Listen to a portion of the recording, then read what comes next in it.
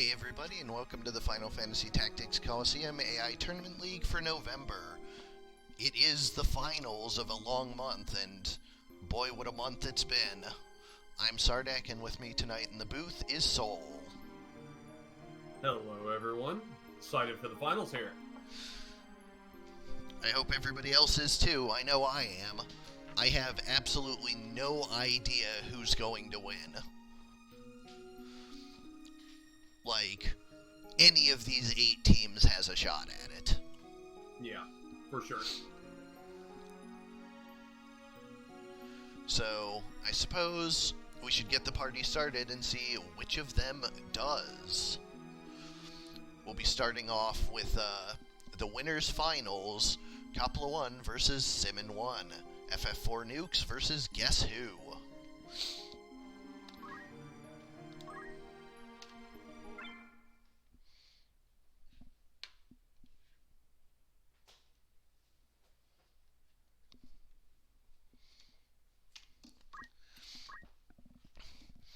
Alright, for FF4 Nukes, we have Radio the Summoner with Time Magic, Regenerator, Short Charge. We've seen some pretty nasty things come out of this Summoner with Short Charge. Cecil the Paladin with Holy Sword, Basic Skill, Auto Potion, Attack Up, and Magic Defend Up. Yang the Monk with Jump, Weapon Guard, Equip Axe, and Equip Armor. And Edge the Sage with Draw Out, Damage Split, Magic Attack Up, and Defense Up. On the other side for Simmon, we have Kurt Winter the Lancer with Holy Sword, Counter Throw, Attack Up, and Float. Gary Peterson the Ninja with Talk Skill, Counter Magic, Concentrate, and Monster Talk. Burt Cummings the Ninja. Well, I answered your question, Void. With Draw Out, Dragon Spirit, Equip Armor, and Defense Up. And Jim Cale the Engineer with Basic Skill, Arrow Guard, Deadshot, and Sicken. Starting off large, 29.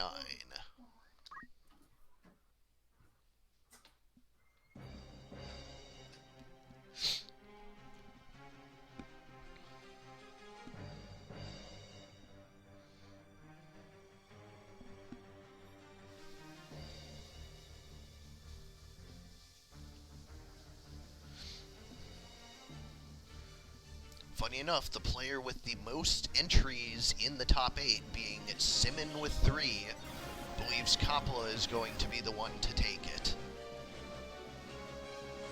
I mean, it's not completely unfounded because Coppola's team is really strong, but I think Simmon may be doomsaying his own team. They've put out a good performance. Yeah, I mean, both of these teams in this winners finals have done a very impressive job at bringing it all together.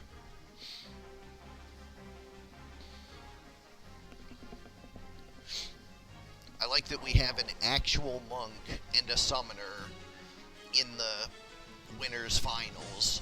Like, both of those would have been unheard of last month.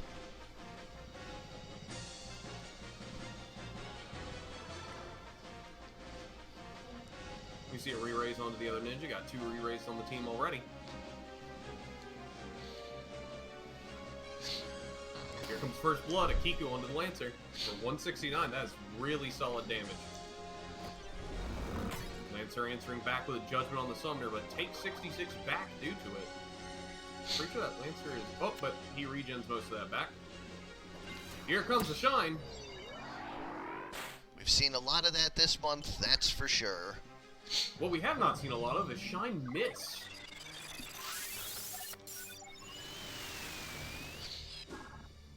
Important to note, Shine's not going to work on that Lancer, though, because that Lancer has a cross helm. Lancer is sundowned now, though, even with defend. Oh, and down goes the Summoner. Deadshot Gun showing their power right now. Breaking the sundown on the teammate with a low damage shot, pretty nice. Yeah, as well as dealing some solid damage to the other two, then Death Sentence on the Paladin. This is a really strong team, strong start for Guess Who. Yeah, with the Summoner down and Death Sentence on the Paladin. Paladin historically on this team has been the real workhorse, being extremely hard to take down. But Paladin Death puts down Sentence the an engineer, answer but he's to gonna it. right up. Lancer is down to the 2 ninjas, but again, Re-Raise is going to bring up the Engineer. Ooh, double swing, but a double miss. Yeah, that's a More very Kiku's coming evasive monk. Counter Kiku. And a second death sentence. Defy Pain instead of a shot at the monk might not be good enough, because I think he's going to go down to the paladin. Shine. Yeah. Oh, the paladin goes for the ninja instead. It's a huge hit. Ooh, monk is low health, and the engineer probably can't be hit from there. I don't even think this Murasame will save that monk, if I'm honest. 239? Probably not. They'd have to be But bad he does combat. have Protect. It's going to be close. Just couldn't get into Well, range. I guess the engineer needed to reload his gun, you know, fumbling with the bullets. I think that's a range 5 gun, and he was at range 6. Yeah, that would do it. No, that's range 4. So, yeah, just decided not to do anything, I guess. So now it actually is just a question of ninja versus monk. Ninja takes the crystal, make sure that monk doesn't get anything extra, and gets Kiku'd. He is low health, so he's probably going to run over and re-raise. If the ninja gets a turn, that's just a perfect Kiku line. And there it is. And bam, dead. Round 1 to guess who? Simmon does take game 1. Going to small 62.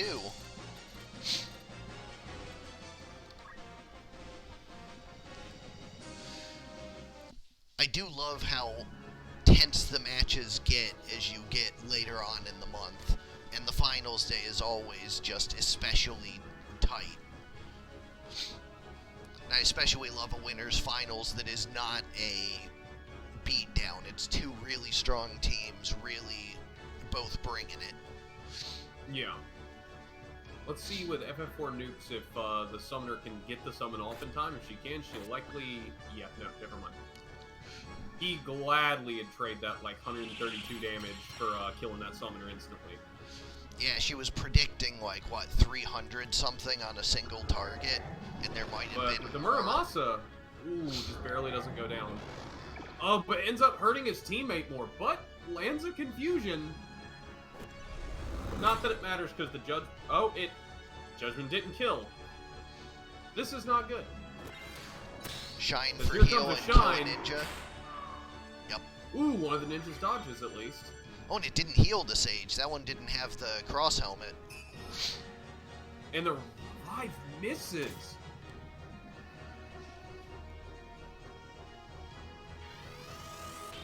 Murasame on himself. That haste really paying dividends.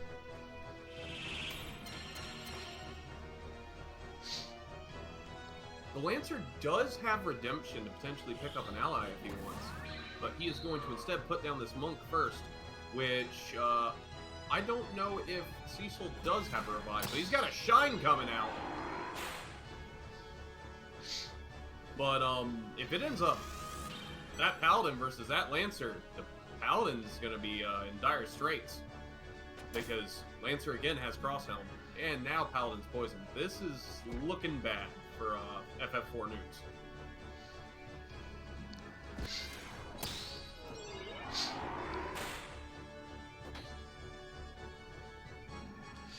That's a hefty poison.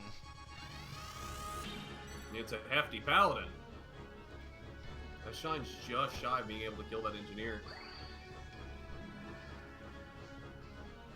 And I have to assume at this point that the... Well, that Paladin's gonna live down there now. Unless he has a lot of jump that I highly doubt he does. He's gonna live down there and try to shine. That counter throw actually may have mattered, because I don't know if the engineer would have a shot on him otherwise. Hit 3 crystals. Oh, the engineer doesn't want to go for the shot anyways.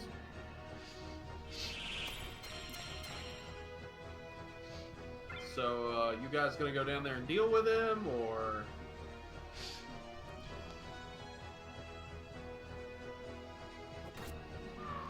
I'd say There we go. they will. The set goes 2-0 to Simmon 1. The Guess Who in the winners' finals, now in the grand finals. Coppola 1 heading down to the losers' finals. I have to admit, that small map was a commanding lead early on. When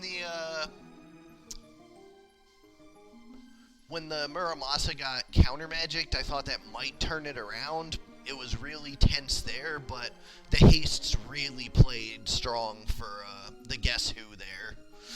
Not to mention, that miss on the ninja from the shine was critical, because I believe that shine would have killed both ninjas there. Yup. And on top of that miss, he got the re-raise immediately, which gave him some security on top of it. Yep. So anyways, up now in the losers bracket, we have Omegasuspekt 3 versus Kjata 4. I knew I was forgetting something. I didn't write the team names. Duo per Duos versus Charlie's Angels.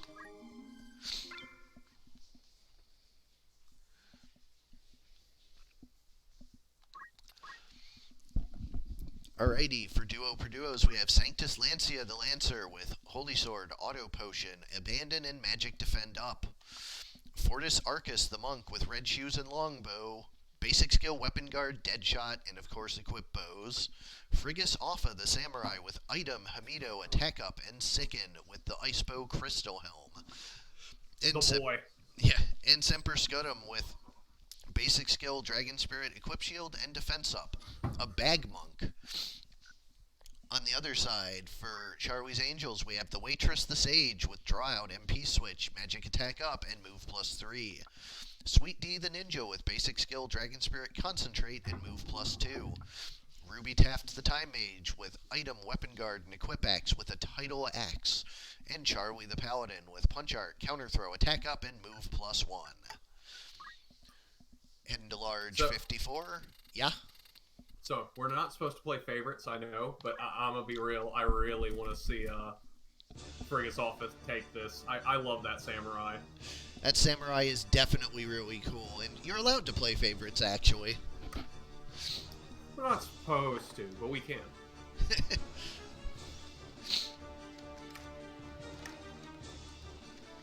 I think the reason I love that Samurai currently is, one, if I remember right, Samurai did not have access to bows prior to this month. That is correct. And two, he's a very unique unit in the tournament. There's not really many other units built quite like him, especially with the boosting ice.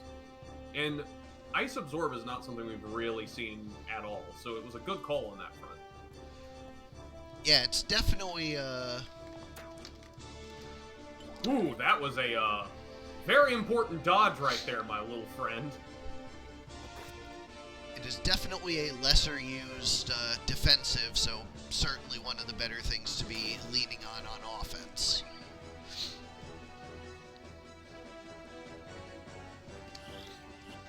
See the Haste 2 come out finally. Catches the other two. Well, down goes the bonk. Secret Fist misses. I think that was a 28% chance to hit, so hopefully that Paladin doesn't go for too many on that Lancer. Key could put him back. Yep, Key could have put him back.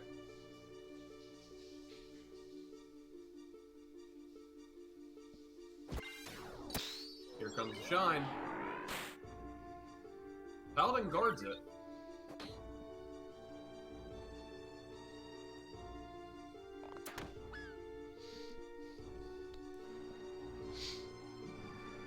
Actually, kind of surprising. That Paladin actually isn't running Cross Helm.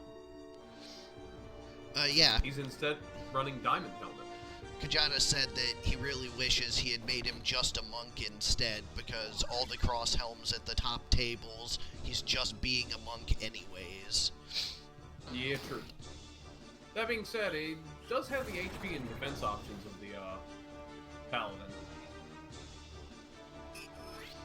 Having access to both a shield and armor.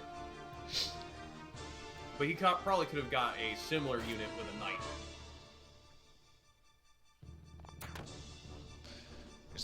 switch on the Sage. Sage. The waitress, even. But the Sage really doesn't give a shit about her MP. She has draw out. Yeah, very small consecrates there. Yeah, that's a very uninspiring consecrate. I mean, when you have high faith on your team, Paladins are not actually all that strong against them without Shine. True, but that monk is only 50 faith, but he does have defend. That was also his last turn, and he's lined up for a Kiku, but I don't think the Sage can find the line. Never mind, with that amount of moves, she found the perfect line. I think she has move +2. And that move +2 just justified itself, because she might go down here, but that Lancer's all that's going to be left. I mean, every one of Charlie's Angels is pretty squishy. Like, when your highest hit point total on the Angels is 305, people die. People die a lot. Yeah, but the thing is, Charlie's Angels is the one that has 4 up, so...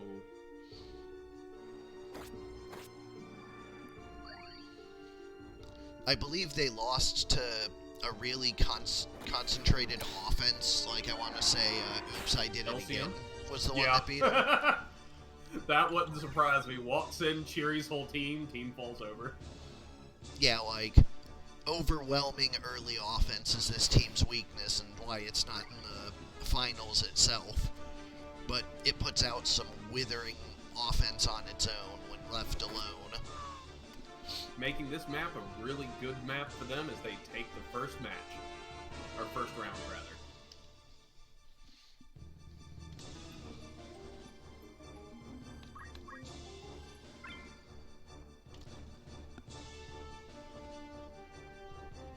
Now let's see if duo per duos can bring it back. You'd think the large map would have benefited the bow users, but didn't end up doing so. Partly because that map can get across pretty quick.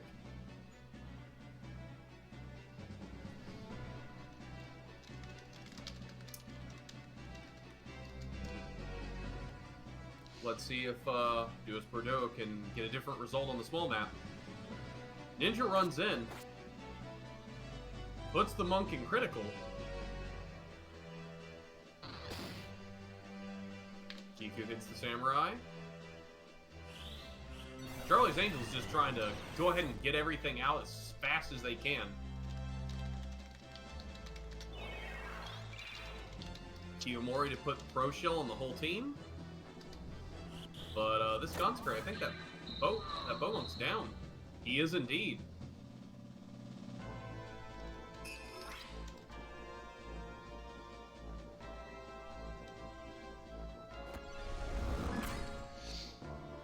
Well, at least they've gone 1 for 1 at the moment. Oh, make that 0 for 2 now, because that Bowmonk got a turn and put that ninja down.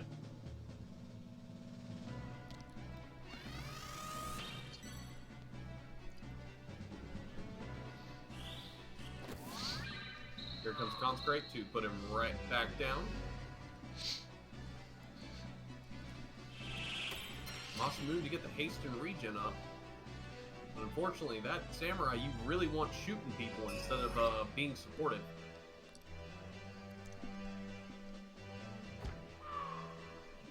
Catches an axe to the back of the head. Lancer's staying on the offense though. Gets him P-switched. Unfortunate. Yeah, that MP switch is huge for Charlie's Angels here. Because now the samurai's going down. Instead of her having to Murasame herself again.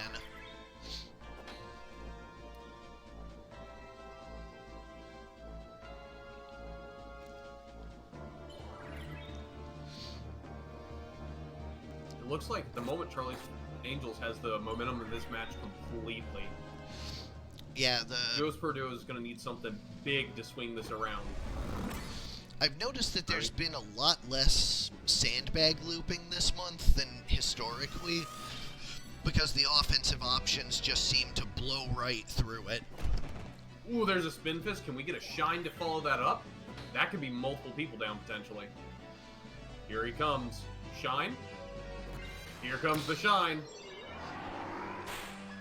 Two Aims down. to hit 2, but kills 2. If there are any 2 units to deal with sandbag loops, these 2 would be it. Secret Fist lands. That monk's only got 2 turns he can make use of. Goes for the revive instead of a spin fist. Oh, but the Sage decides to help everybody out and give herself and the bow monk a heal. I don't know if that's the choice. Looks fine it was to the me. Choice. Here comes another shine. It's guarded by the paladin, but does not take out the ninja. That is unfortunate. Although choosing to heal instead of going for that easy line Kiku probably slightly in favor of the duos. Just goes for a normal sword swing. Once again, reviving the bow monk instead of the samurai, who for sure is going to crystal unless that lancer decides to revive him, which does not seem likely. Nope, lancer wants blood. I was going to say, unless he has redemption, he literally can't. He does have redemption.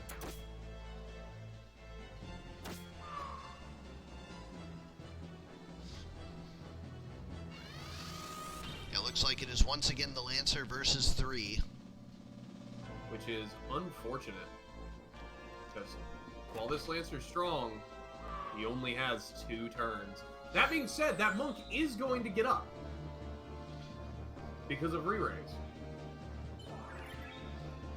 And also, yeah, Omega, I don't know if I've seen anyone use redemption, even though I've seen a lot of paladins have it. I don't know if it's been used in open tournament, but I know it's been used in my testing matches. It may be just a case of how powerful Shine is overriding their desire to resurrect. They'd much rather do so much damage to put multiple units into death or near fatal. Could be the case, yeah. It's Devotion. No, that's Devotion. Redemption's the one that picks someone up.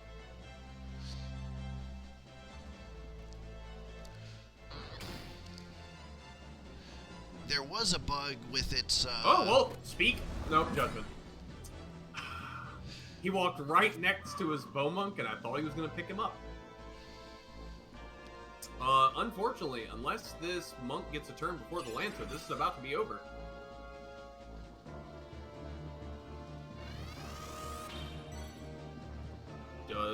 Which one, monk or Lancer? Oh, monk gets the turn first. Defy pain, but he has to, that is not the direction you want to run, friend.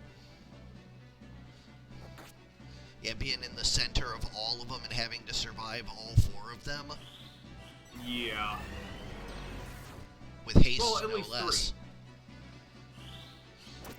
Here comes Consecrate. Oh, it crits, which only does 104. That actually moved him a little closer to his allies. Also may have lined him up for that Kiku.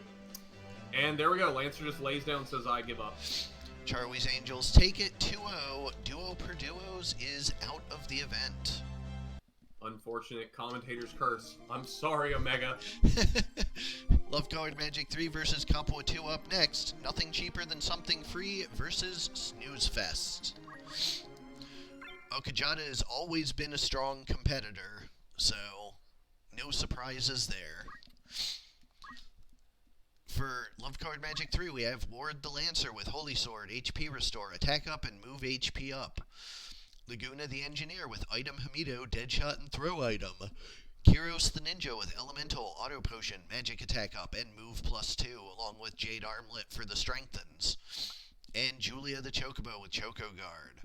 On the other side, for Snooze Fest, we have Snooze the Geomancer with Draw Out, Counterflood, Magic Attack Up, and Defense Up. Snore the Paladin with Basic Skill, Auto Potion, Attack Up, and Magic Defend Up.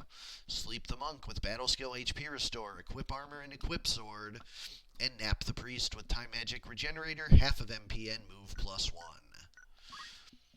We're heading to large 6 for this one. 71 is So, next has anyone let match. that monk know that he's changed jobs from knight yet? Because I don't think he realizes it.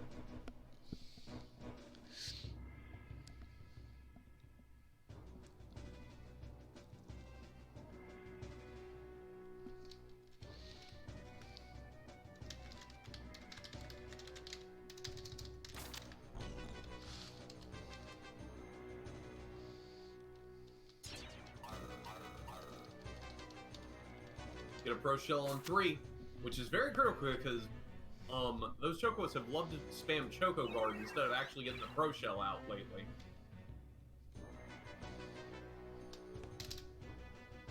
Snooze Fest slowly approaching.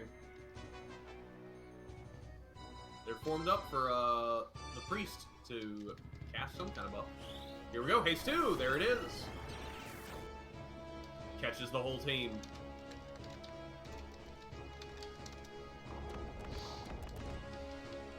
Carved model for 90 and 180. Make that just the 180. Here comes Shine. 140, not very impressive damage. And 90 of it gets recovered. Hellcry Punch. Ooh, and a break. That is unfortunate. That Lancer is without his Javelin, I believe.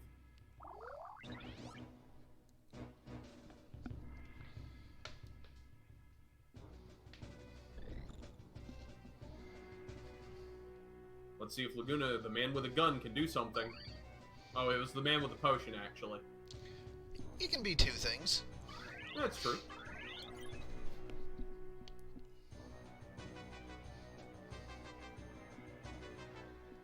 Lancer sees a 3-man Shine and goes for it. Does heal 1, but does land the sundown on him all the same. He goes for a Consecrate. Puts that ninja down. Hellcry Punch. Guards it.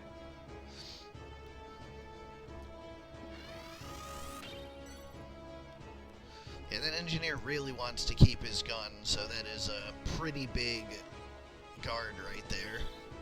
I mean, understandable. Priest heals the sundown.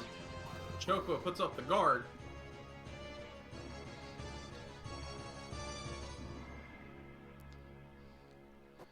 Are you sure that's where you want to stand?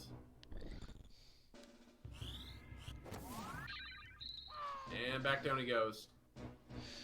Monk's gonna take another try. Yep, gonna take another try. And gets guarded again. The engineer actually just hasn't pulled out his gun. That's why the monk can't break it. He doesn't know where the gun is. I know he's got one somewhere. He's an engineer. He has to, right? Engineer equip sword. Engineer equip axe. I It mean, doesn't use PA. anybody can use equip axe. It's great.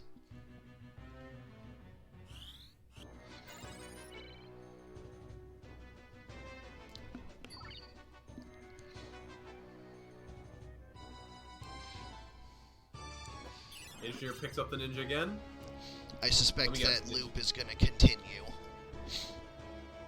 And Consecrate. Just based on the speed timings, the paladin goes just the same round as the ninja, so, or the engineer, so...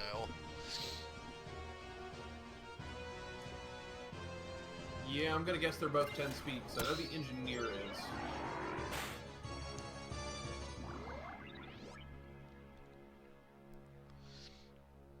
Looking at the paladin, he's wearing Carabini mail, which I believe gives speed, and a Nagarok, which would take him up to 10 as well. So they're going to be perfectly in line. That ninja is basically going to tie up 2 units, 1 on each side. 441 flash heal.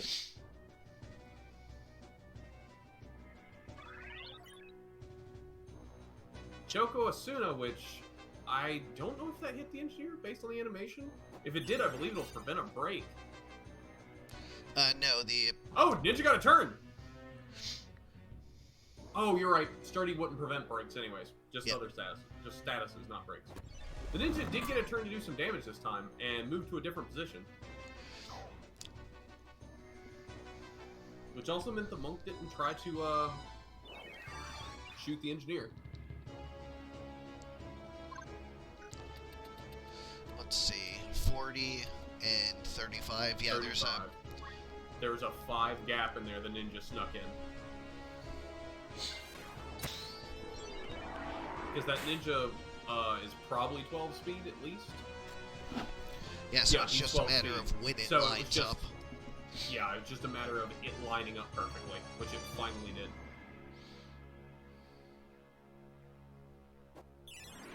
Which, considering that 16 CT on him, I get a feeling that's not going to line up so beautifully this time. No. Bop.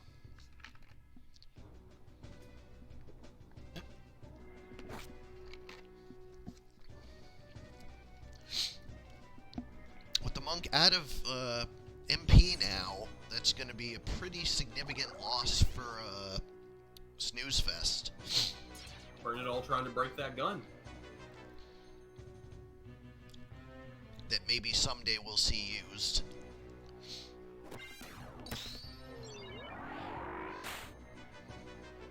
The way this match is going doesn't seem super likely. Just because I think that Engineer's going to be stuck on res duty with that ninja. Did you see what his CT was at that time? I think it was like 36. So it went Meaning, from 16 to 36, so it'll be 96 and 3 more Phoenix Downs. Gotta play the long game, I guess. That being said, this Chocobo is getting pelleted by this Geomancer who snuck into the back lines. Very slowly being poked down.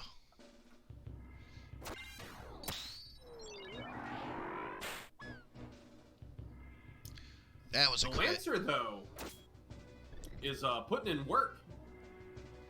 Imagine hitting someone with an Excalibur and doing 75 damage. Oof. I may own the legendary sword, but I don't know how to use it.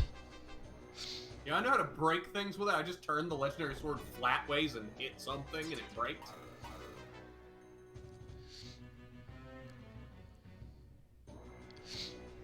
So You'd both think teams, that works just as good against a skull, but apparently not.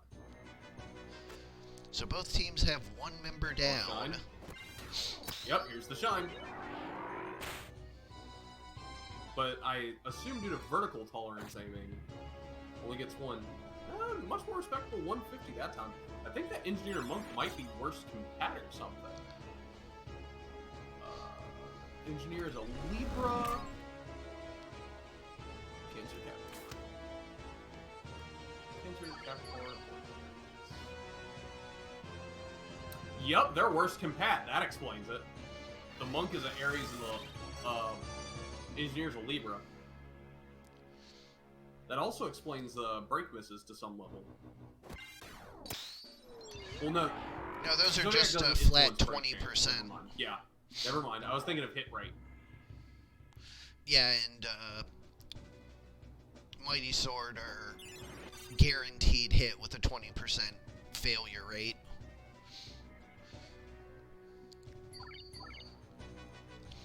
Chocobo finally gets over to heal the ninja, and the ninja immediately gets a turn. Well. And survives only because of the Chocobo. It's okay. The Chocobo was just saving the ninja for the paladin. He knew how this loop's supposed to go. Well, I mean, also, if the Paladin was free to attack somewhere else, that'd be a problem, right?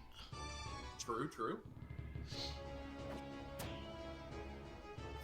Another Hellcry punched and still guarded. This engineer is like, no, it's my gun. Consecrate on 2. Does some solid damage to catch the counter flood for his troubles. 202 and a Sundown? Oh, he had Sundown. Never mind. Yeah, it was supposed to do like 130 something. Engineer decides to potion his Lancer. Probably a good choice. That ninja's not done too much. And the timing wouldn't have worked out very well. Crit Judgment. Crit Judgment is an animation I love, just because you see the unit fly a square over and then get hit.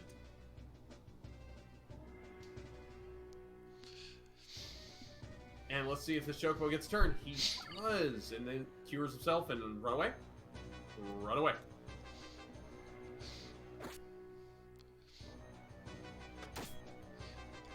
Engineer actually used his gun. The monk now knows where his gun is. HP restore, bring that monk right back up to 433.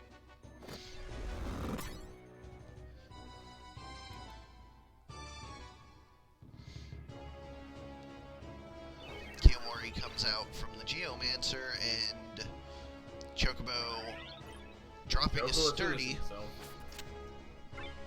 Then steals a crystal. Which makes sense, because... no point in healing if you're going to grab a crystal anyways. Right. That ninja's going to crystallize. Yep. Although it's fine, the priest already did, so it's still a 3-on-3 all the same. Lancer runs off to shine the monk, drawing the monk away, which this is going to be a 245. That's a solid hit, especially through Protect. Lancer just saying, I'll just 2v1 you guys. Which he probably can do with those shines, because he's going to keep forcing the Geo to Murasame. Like, even through Murasame and Chakra, the shine is still doing positive damage to the monk.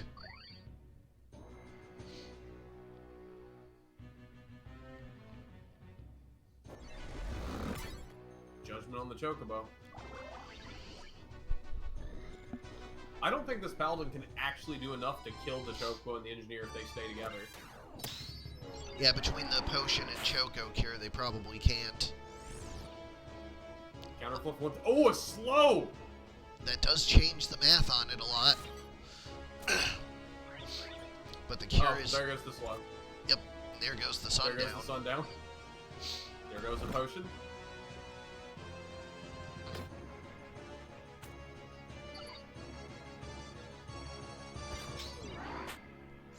Back at it once more. Yep. Just run things a bit faster because this is clearly a loop.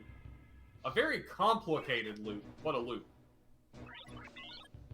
Well, less complicated, more there's a lot of moving parts. 170 hit points on the monk.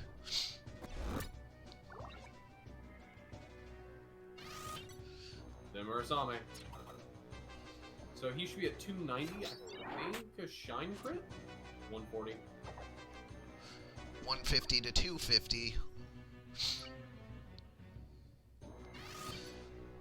To 370. A lot of it relies on the Engineer coming down. Yeah, unfortunately this Engineer is... well, he's definitely contributed to the match in terms of survival. He has not done anything for the offense. I believe that Ninja was a key part of the offense. And him going down and staying down was just unfortunate. Yeah, and against as defensive a team as Snoozefest, you can't afford to be losing your star offense. You really can't.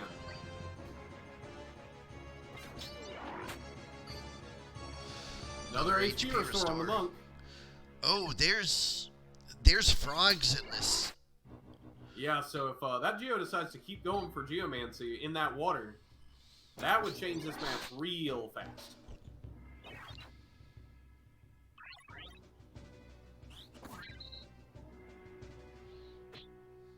Well, the Chocobo could come down and cure it, but yeah. I believe that Engineer is... no, that Engineer actually doesn't have any better healing than normal potion. Well, he's also out of items. Is he? Did he res that ninja 8 times? I think so. If he didn't, he resed him a lot, so he can't have many left if he does. Yep. Near fatal on the Chocobo. Choco is low health, but I'm pretty sure here comes a Choco Cure to solve that. Yep, Choco Cure. And then run away. The Paladin can't chase them down there, actually, I don't think. He can some. Oh, the Lancer goes down!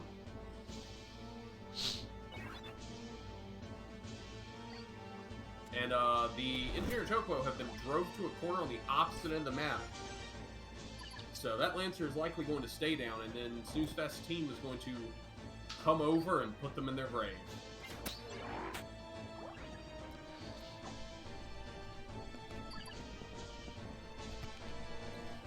Well, I did say the Paladin probably couldn't kill these two, which was true. He definitely just kept them busy for so long, the Lancer just got whittled away.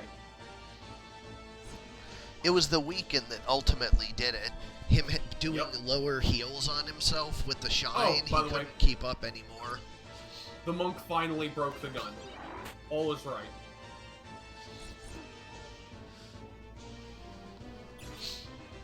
Oh, he had a couple Phoenix sounds left. Not that it matters at this point, though. And here comes the shine. But the shine missed the Chocobo. Geomancy, however, does not miss. Game round goes to Snoozefest. Whoops. We just took a small nap in spirit of the team, you know? Who is playing again?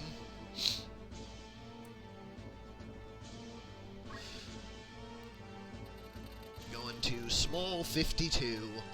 The cramped quarters probably help Love-Colored Magic here, because their team being split off is why they couldn't get through the damage needed.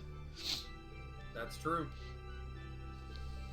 Unfortunately, that ninja is kind of lined up to run at that Paladin and Geomancer, which is probably not the two he wants to run at. Oh, he actually decided to run the other way anyways. And landed a really solid hit on that priest. Don't think there's going to be a follow-up to finish her, though, unfortunately.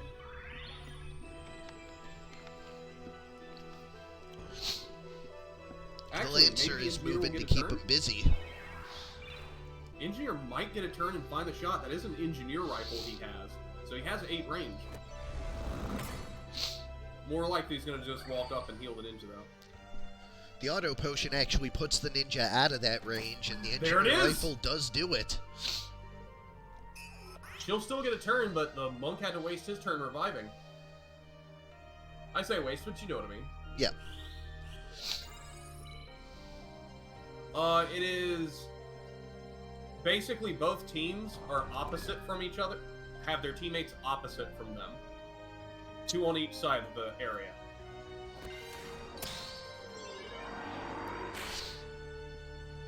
If that's what you're asking me. Otherwise, I'm not sure if you mean, like, 1v1 on, like, people entering. Because these are made by... Each team is made by one player. Though I do think a tourney where people just submit 4 units that get randomly thrown a team together would be pretty fun to watch. I've been thinking about things I might want to do for, like, down formats. Like, I've had thoughts about maybe, like, making each, well, I'll get into that later.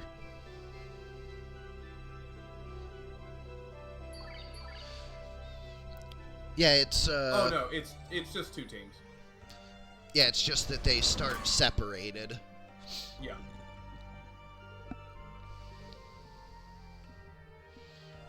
Here comes the Geomancy. Lance of Fatigue. Not that the ninja cares. It's all good. As long as you got the answer you're looking for. Love-Colored Magic definitely taking the small map, just like I said. Them being able to concentrate the battle more, working significantly in their favor. I mean, this ninja being able to live, I believe that ninja was a huge part of the offense, and them being taken out of the match so quick before, that was the main problem. Well, yeah, in a large map where it got out of position.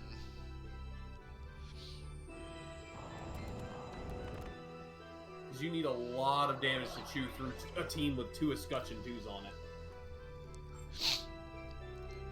And then the third, then the monk had HP restore on top of his high HP pool. Although you see the monk down on the floor this time, so... Yep. He got too caught up trying to keep his priest alive. Geo goes down as well. Is down to just a paladin.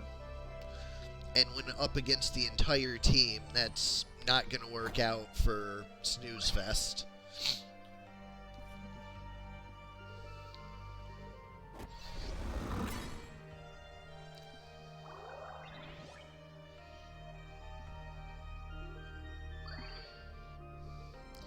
Engineer just topping himself off. It seems likely that nothing cheaper is going to take round 2, but we'll have to see. I mean, they might all form up into a 4-man shine that crits. Who knows?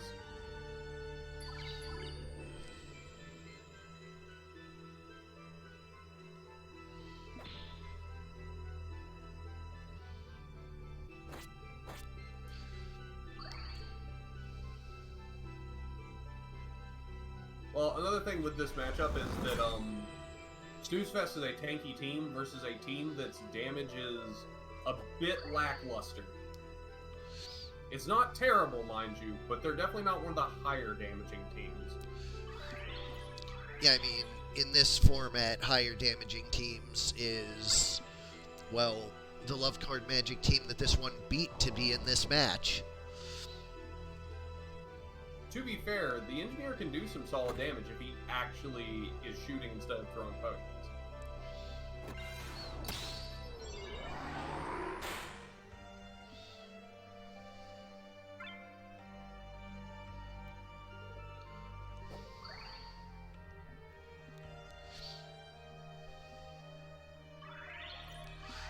And now it's time for the Lancer and the Ninja to go deal with this Paladin.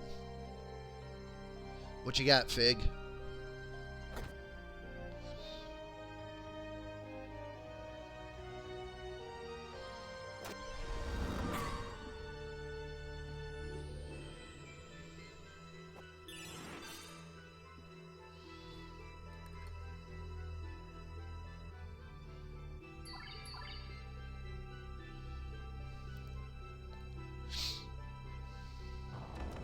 Fair. But they're too tired to even move. Alrighty, we are seeing a game 3.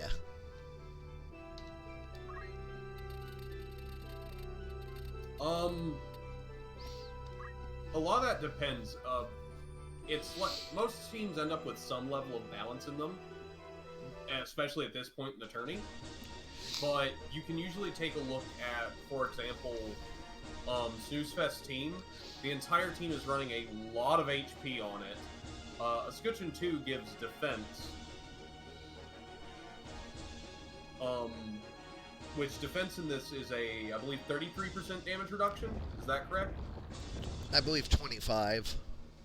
Oh, is it 25? I thought it was buffed to 33. I'd have to check the DC, whatever the DC says. I'm gonna check that real fast. DC says 25, so I'm mistaken. I must have been thinking of something else. Okay, yeah, 25. So that's a 25% damage reduction on any damage incoming. And then they put Protected Shell on themselves to cut the damage in half again. So they end up having a high HP pool with a very low... Well, a high HP pool with a very low amount of incoming damage, usually. That doesn't save that priest, though. But making those decisions comes at the cost of having worse offensive options on your team.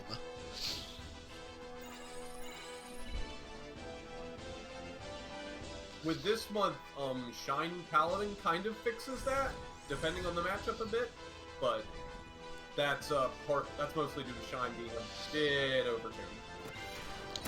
Yeah, that ninja is just absolutely destroying Snooze Fest. I mean, that ninja is running, one sec, I think he was 13-18 PANA. So, he's front-loaded. Yeah, that is a hefty geomancy there. Yep, he is running 13 PA, 18 MA, and magic attack up. Yeah, it doesn't get much bigger than that.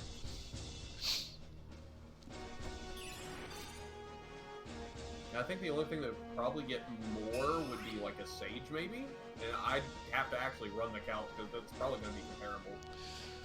I think the Ninja's base PA might make him bigger than Yeah, the that's Sage. what I'm like.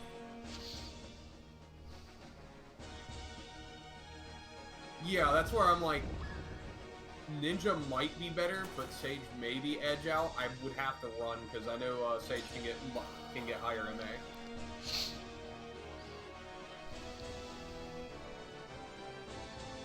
Yeah, and for Jade boosted ones, that's true. Which this Ninja is running Jade Armlin as well.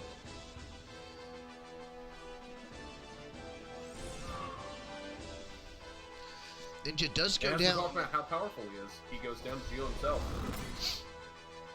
And things are not looking good for nothing cheaper. It all relies on if that Ninja falls into a bad loop or not. So let's see.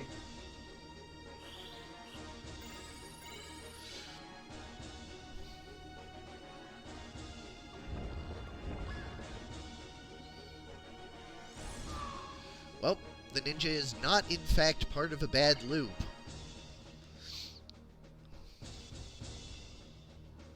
He is putting down the Priest, at least. Ooh, this Consecrate hits both. For very little. Yeah, unfortunately not for very much, but... Yeah, I think it is damage. I think this comes down to if the Ninja's able to be brought back up and healed.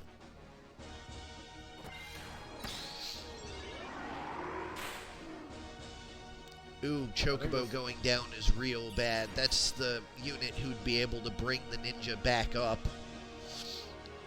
The engineer, I think, still made the right choice actually upping the... Ooh, that's really bad. I wouldn't even bother resing that ninja anymore. Not for a minute, at least. Because that's his spell edge gone. That means he just lost 5 MA. Yeah, I think that is the turn that guarantees it for Snooze Fest. I would agree. Because this engineer is going to be stuck completely on res duty as this paladin peppers him. Yeah, and it's not even an exciting res anymore. Yeah. There goes the other one. one. Let's break the other for good measure.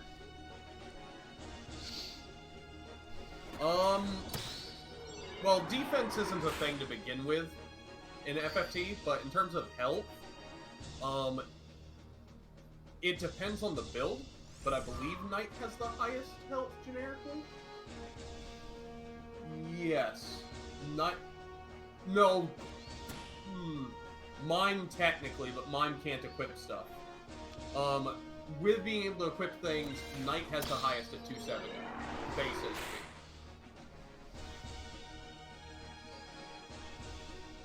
Yes. Knight likely has the highest potential to be a brick wall. But their main skill setup doesn't really play into that as well as some of their classes. Such as Paladin currently, Monk, and that's due to stuff like Monk being able to chakra himself and revive. Paladin being able to use Shine to heal himself currently.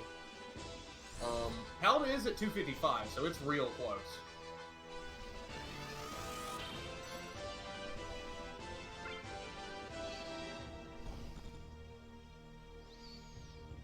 Yes, that is generally the case. The Lancer has higher speed than the Knight, and speed is a very important stat, as well as having more move. Actually, no, Lancer has the same amount of move. But the Lancer has 1 more speed, so it's pretty common for him to get picked over the Knight. And as we're speaking... The match goes to Coppola 2, 2-1. Nothing cheaper than something free is eliminated. I believe you said Coppola 2, you mean... Oh, no, it is Coppola 2. Never mind. Yeah. Sure is. Up next, Simmon 2 versus Kjata 4. TAC openings versus Charlie's Angels.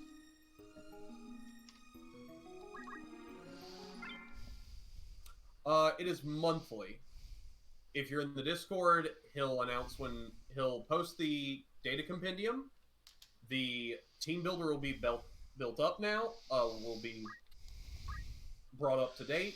and then you can start submitting teams. For for tack openings, we have Edge Crawl the Engineer with Item, Arrow Guard, Deadshot, and Sicken. The Hug the Ninja with Draw Out, Dragon Spirit, Equip Armor, and Defense Up. Knights opening the Lancer with Holy Sword, Meatbone Slash, Attack Up, and Float. And Mirrored opening the Knight with Punch Art, Weapon Guard, Martial Arts, and Move +1. Oh, Claudius, I am in the Hactics server. I also have a channel there. So, in the mods category, Colosseum is, I think, the second from the bottom. And you can also get a roll to get pings when things update in the roles channel. For Charwie's Angels, we have the Waitress the Sage with Draw Out, MP Switch, Magic Attack Up, and Move +3. Sweet D the Ninja with Basic Skill, Dragon Spirit, Concentrate, and Move +2. Ruby Taft the Time Mage with Item, Weapon Guard, and Equip Axe. And Charlie the Paladin with Punch Art, Counter Throw, Attack Up, and Move +1. Heading to large, 71.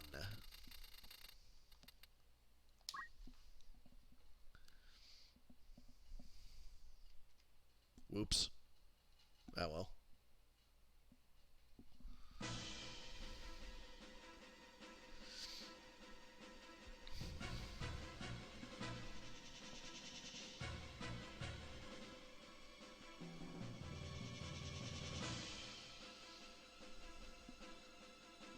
Oh, I believe that link leads to the NG Plus server where FF Colosseum has the main chat. I do have a presence on Hactics as well, which is where Yes. he appears to have come from.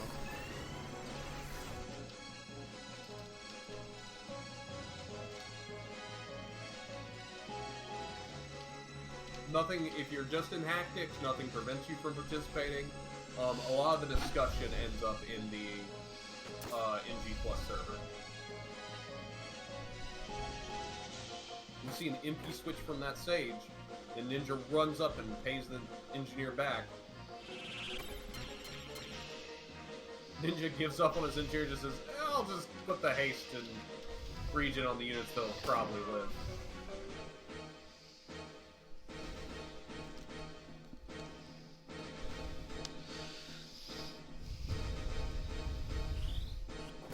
Here comes a Concentrate. Does some solid damage. Takes out the Sage. Procs re-raise on that Ninja, who may be going down immediately. Earth Slash gets guarded.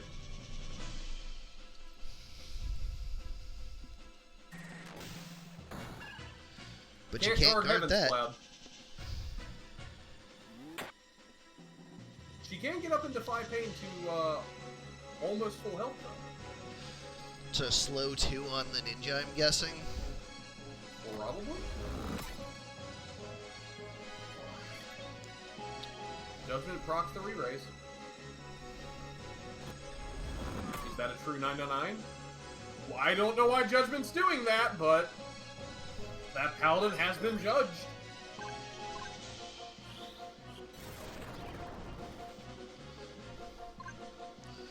Well, let's see here.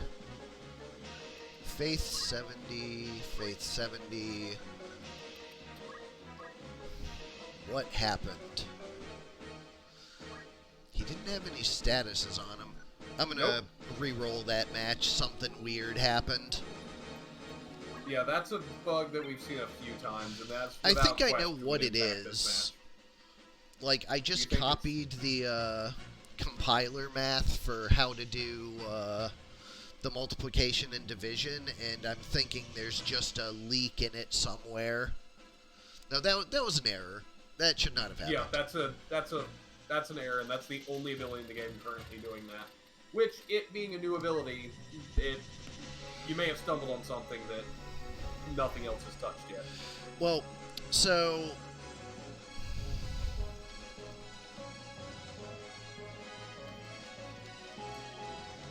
By which I mean nothing else, no other ability has allowed an interaction to line up perfectly to hit whatever is causing that to flow to 999.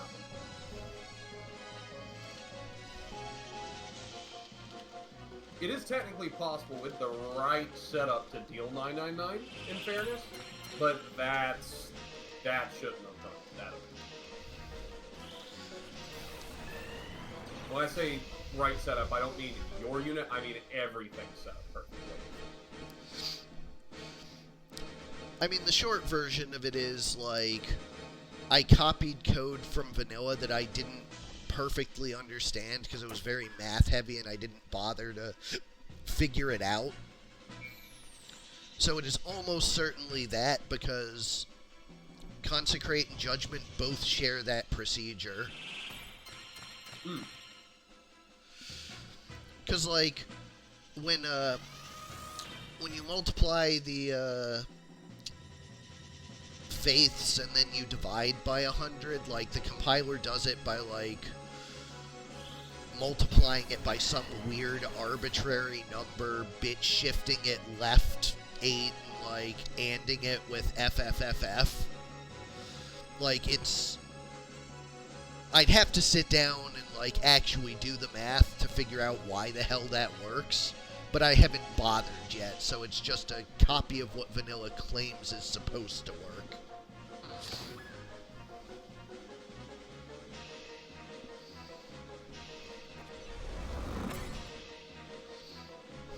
Much more respectful judgment damage, but that one misses. You see a Kiku on the Knight.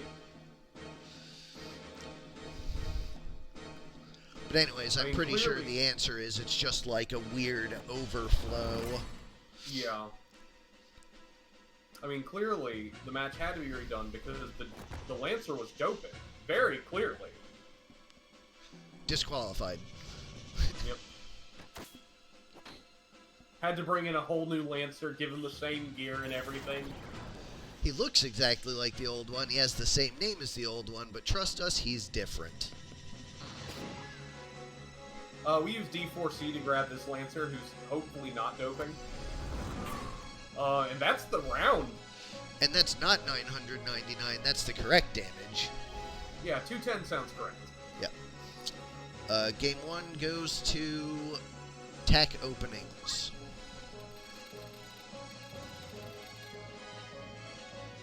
Let me look at the team more closely.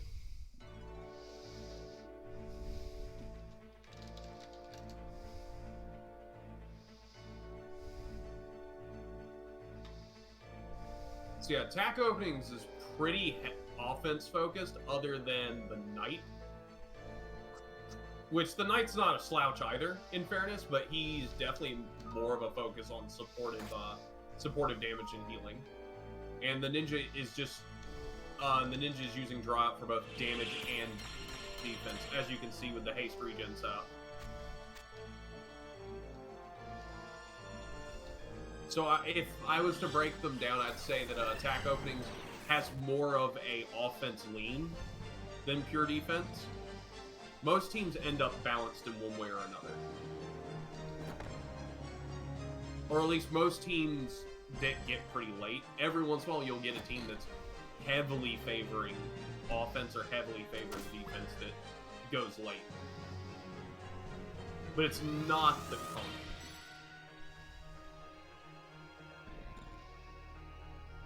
Yes.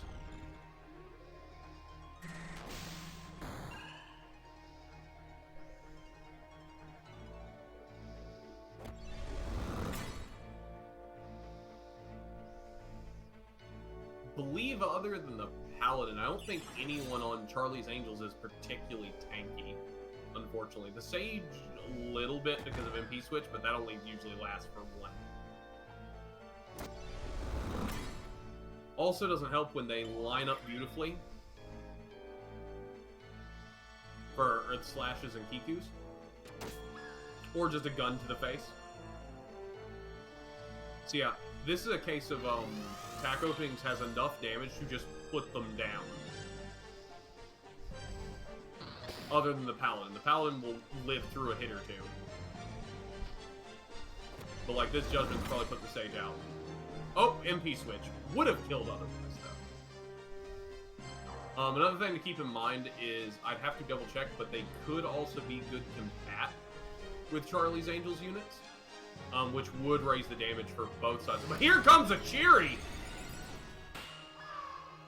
Well, talk shit, and she was like, no, here's offense.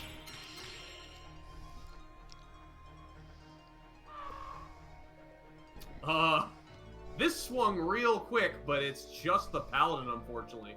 Talk about going out with a bang. No, not all support abilities can hit enemies. It really depends.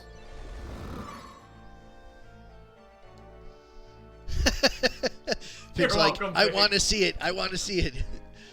Fig is all about the Cheery. But anyways, Tech Openings takes the match 2-0. But Claudius, some moves, even in vanilla, that were support, hit enemies and allies both. Usually like white magic stuff. I'm not sure if Samurai's drawouts did. I think they did, actually. Drawouts were smart cast. They were smart cast, they only targeted allies? Or enemies, depending. Or enemies, yeah. Okay, so never mind. Drawouts were smart cast like summons before. And that was changed because Drawout was really stupid. It's still really strong. Alright, up next, Simmon 4 versus Coppola 2. Tack Openings versus... Or, excuse me, One Republic versus Tack Opening. Nice, save me from loading one of these in the builder. Already loaded up. Alright, Simmon 4, One Republic versus Coppola 2, Snooze Fest. Oh. Okay. So it's Snooze Fest versus One Republic. Yeah. Okay. Figured it out. For One Republic, we have Zach Filkins the Knight with Elemental, Regenerator, Overflow, and Defense up. Drew Brown the Paladin with Punch Art, Auto Potion, Attack Up, and Move +1. Ryan Tedder the Ninja with Talk Skill, HP Restore, Equip Armor, and Guts. And Eddie Fisher the Samurai with Precision, Arrow Guard, Concentrate, and Float. On the other side, for Snooze Fest, we have Snooze the Geomancer with Draw Out, Counter Flood, Magic Attack Up, and Defense Up. Snore the Paladin with Basic Skill, Auto Potion, Attack Up, and Magic Defend Up. Sleep the Monk with Battle Skill, HP Restore, Equip Armor, and Equip Sword. And Nap the Priest with Time Magic Regenerator, half of MP, and Move +1. Heading to large 85 to start.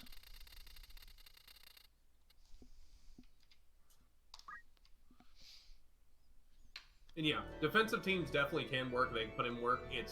There's a fine balance, because if you make your team nothing but defense, what inevitably happens is whoever has the more offense and can manage to beat down the other defensive team wins. Or which defensive team isn't running enough status resistance. Everyone thinks they're tough until a Morble walks in and just ends your whole team with a bad breath.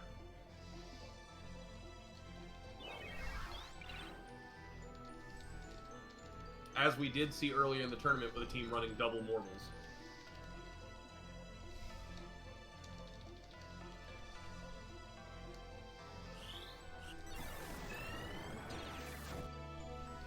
I don't know if he'll do it, but I really want to see this Bow Samurai use Mocking Strike. He hasn't. He does 3 things. Mocking Strike, Masa Moon, and Shoot Bow. That's all he does, apparently. But if he can get enough Mocking Strikes off, we gonna see a chicken. And Snooze Fests are tanky enough to live. Oh wow, that was... Oh. That is not inspiring damage. Oh, this is an Overflow Elemental setup. Okay. Yeah, he's definitely not there for the damage. Knights are not exactly renowned for their geomancy. Both an Overflow setup, that works, to try and fish for statuses.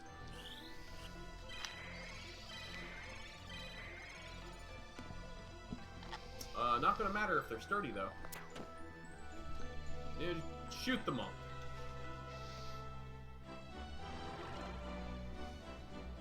the Samurai.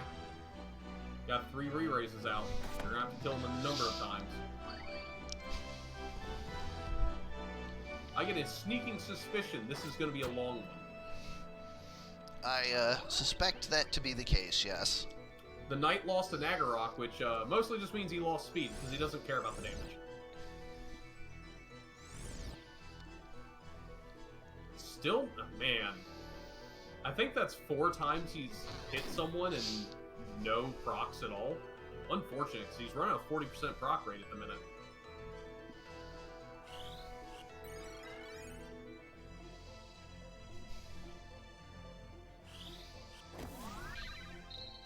%80 miss, that's tactics, baby.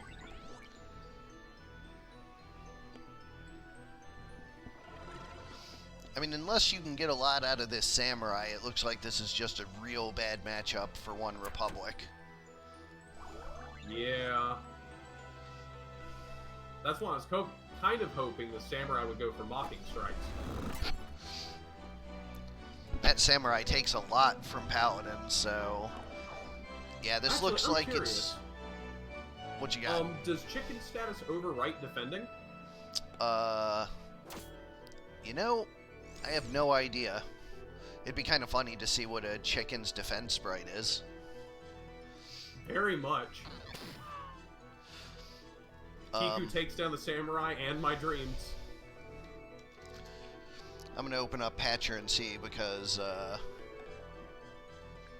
can look. Alright, status It'll effects. be nice to know, but it's probably not going to come up this match, unfortunately. No. Chicken only cancels... Yes, it does cancel defending. Oh, well, there we go. The true counter to Escutcheon 2, chicken. As well as charging and performing. And No chicken float, dance. surprisingly. Can we change that? Allow chickens to perform still? I So don't we think can they get have the Chicken Dance sprite and Chicken for it. Song? Unfortunate. There is a chicken dance. Yeah, but it's the dancer doing it.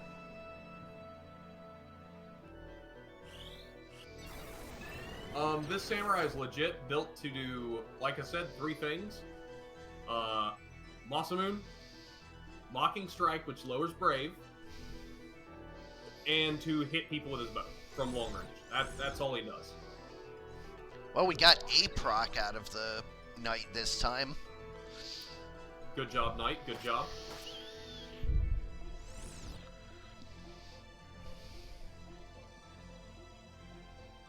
If it was AI values, I better see that team come back next month. You probably shouldn't, because the AI just doesn't like using Frog. But what if I set dead to 2-5? Wait, that'll make them kill their own allies. Shit. Yeah, I mean, basically you should probably wait until I rewrite the AI routines in March to really go hard on things like that. Yeah, Frog 2 does get used for some reason, Yeah. but Frog 1 does not. Clearly the AI undervalues Frog. So yeah, I don't have an answer for you on what the AI will and will not do. Like, Ara had that team in preseason that had nothing but Frog, and the AI wouldn't even use Frog 2. Maybe it tries to use Frog as an interrupt? I believe what it tries to do is use it to cure your own Frog, and is just really dumb about it's the Berserk problem all over again. I just want to make my allies angry, damn it. Let me insult my own friends. I mean, 100% definitely that's going to work in March, but it's not going to work until then.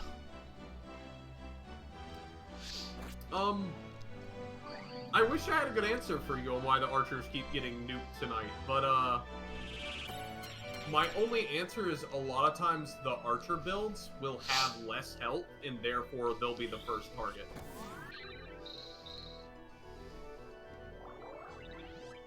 That's the only thing I got, because on this team especially, he is that samurai has less health than the ninja by 5, but he does.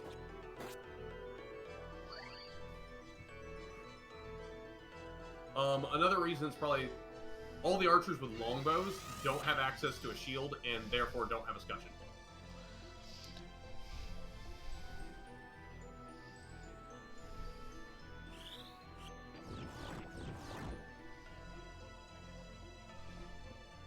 This priest is putting in work, though. All this gravity-based damage.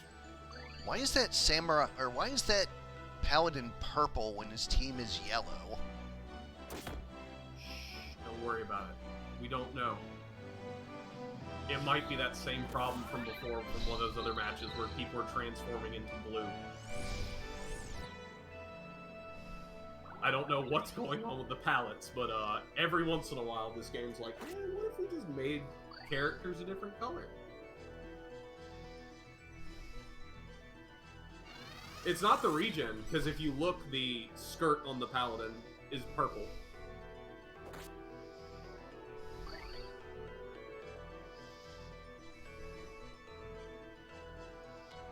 Also, I don't think he has regen.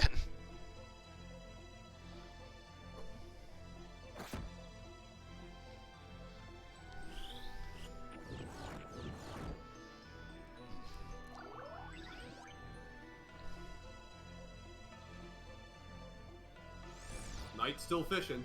Does get the slow.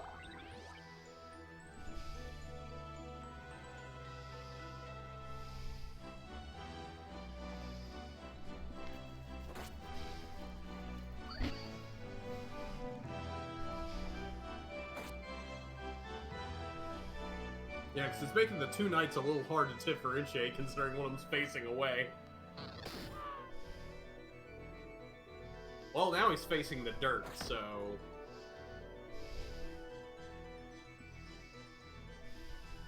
Everyone get comfy. This is probably going to take a while, unfortunately.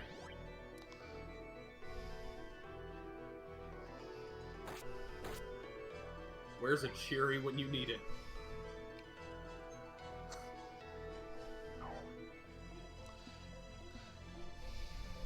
Well, I think yellow is pretty far ahead. Yeah. I think they're ahead, but it's going to be a slow burn. Often the case with Snooze Fest. Yeah.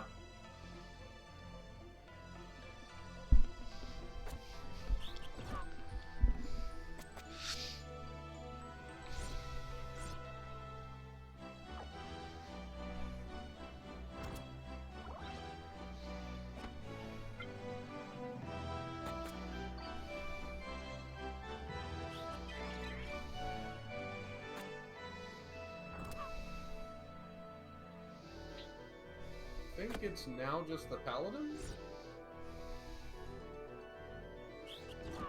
It is. Or no, it's just the ninja. Oh, is it just the ninja? Oh yeah, because the paladin changed colors to throw me off. That's right. Oh, and the ninja has HP restore. Not that it's going to save him. And I think that was a weapon break. It was. So, as if the ninja needed more trouble dealing damage.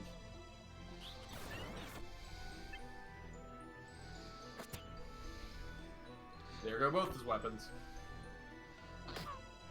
Coppola will be happy to know 2 spell edges just got broke.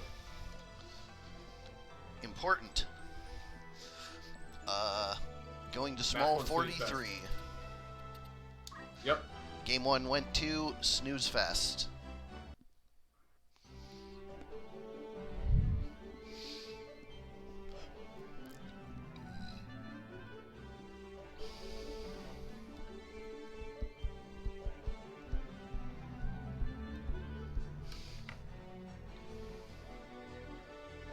So you're suggesting implementing the sudden death from worms? Just the rising tide happens?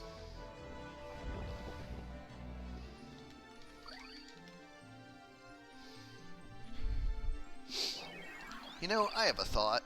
I had to look at something. Win Hex. memory card 2 right now, right? Here comes the gravity on 4. Card 1. Hits everyone but the archer this time. 1, 2. So, number 2.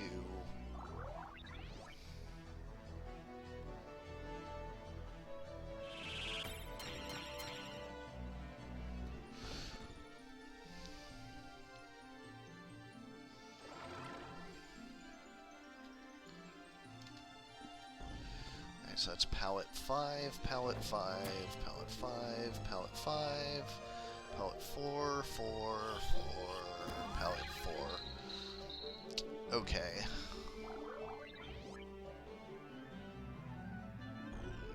Trying to figure out why units sometimes decide they want to change pallets.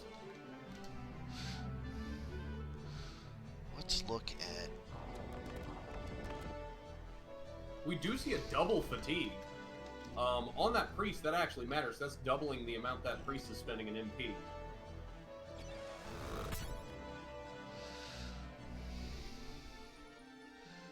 Right.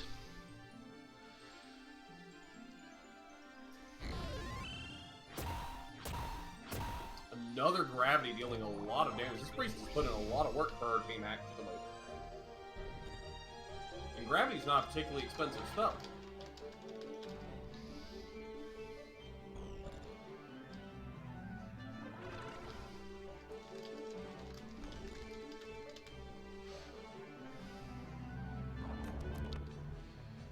Okay, which Our of model you puts the fatigue right back on her. got replaced by Paladin?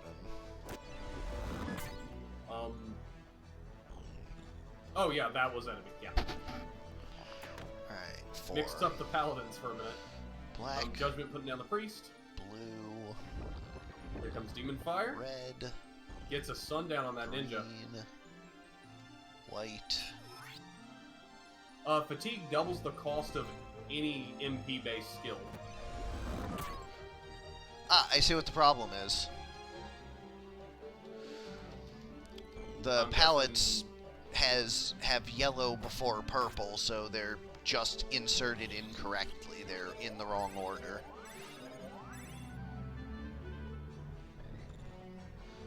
So I'll mention that to Ajorably and get those two flipped, and that'll stop happening. Oh, okay. Yeah, Paladin just has yellow and purple flipped in its sprites. Okay, that would explain it.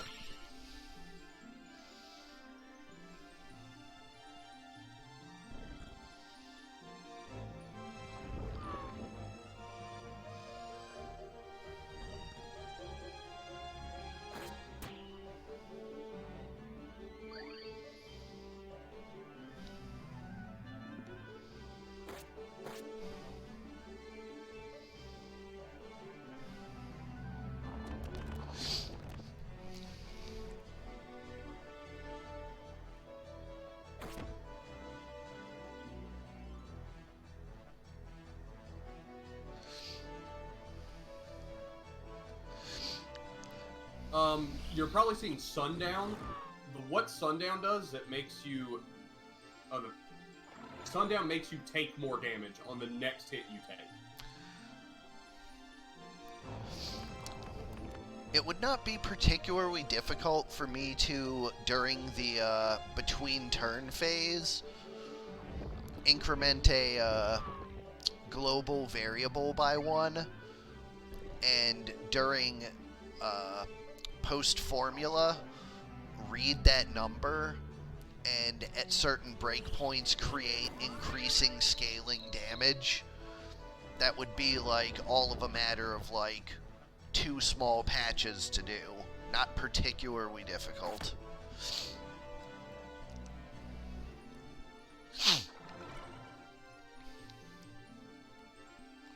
So yeah, like if I wanted clock ticks after 1,000 to do double damage, that would be like all of 7 lines of code.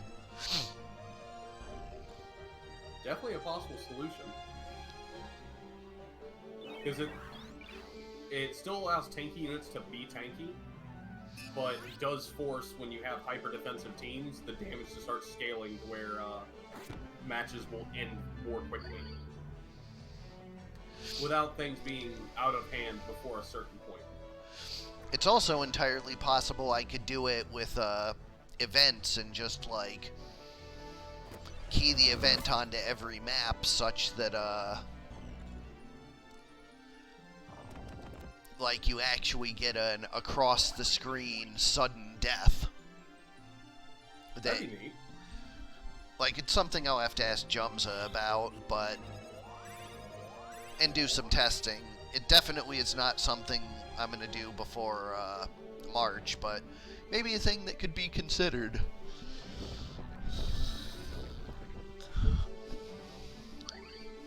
We see a Sundown proc. That next hit the ninja's going to take is going to be dealing 1.5 damage. Or a 50% boost, however you see fit. Wild Swing probably wasn't the choice, though. Only dealing 126 for it. I'm wondering if you're talking about Transparent Claudius from Vanilla, or if you mean Stealth, which exists in this mod, which does not exist in Vanilla. My bet would be Transparent from Vanilla. In which case, Transparent grants Concentrate, so it has value. But very few things give Transparent. I believe it's Hunting Bow. Hunting Bow gives it naturally, Vanish Mantle gives it with Start, and I don't actually think there's any spells that grant it anymore. Oh, and then don't we still have the reaction to do it too? Yes, there is the reaction. Yeah, but just no one uses it. I used it a couple months ago, I think. Okay. It comes up very rarely. Yeah, it's the one that makes you look invisible. Yes, there are uses for it. It's not terrible. You have to build around the idea. It's basically a way to give your character Concentrate without taking Concentrate. Which Concentrate is 100% accuracy with all physical attacks.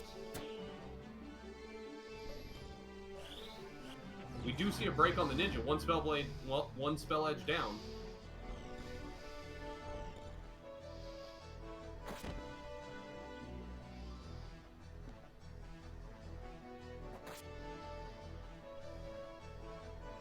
You say they're in the eventual category, but they do the job.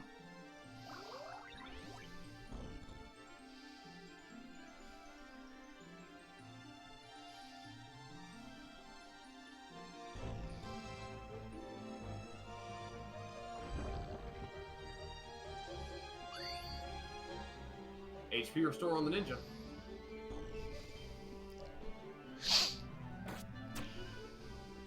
There goes his other spell edge.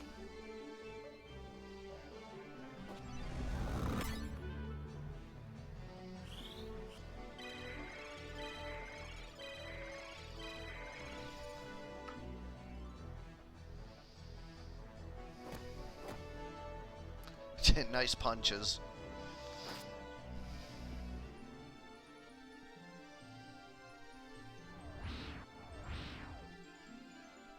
Gets a weaken on that monk.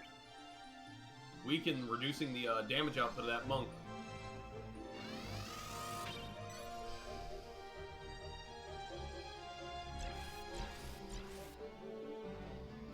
No, Claudius. In this mod, we have it enforced that a character can only... Oh, when you say same item, never mind. You mean like equipment. Yes, multiple characters can use the same equipment piece, but abilities cannot be shared. So I thought you were talking about the item ability, like potion and all that. And for example, using that, if one unit has item and has potion, another unit on that same team cannot have both item and potion. But they can have item in Ether or item in Phoenix Down, and that would be fine.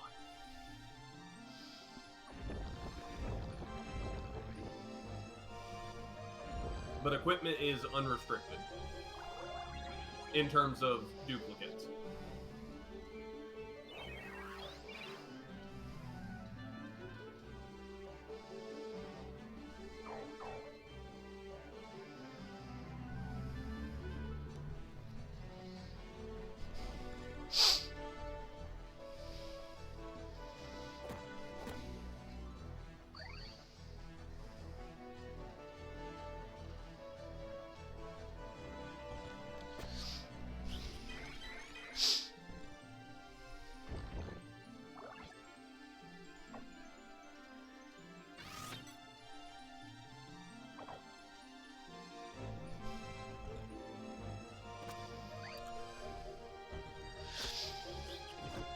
I do some amount of safeguarding, but sometimes I just let things be. Like, I try my best not to let it get too grindy and slow, and, like, obviously not 100% successful, because sometimes this happens, but, like...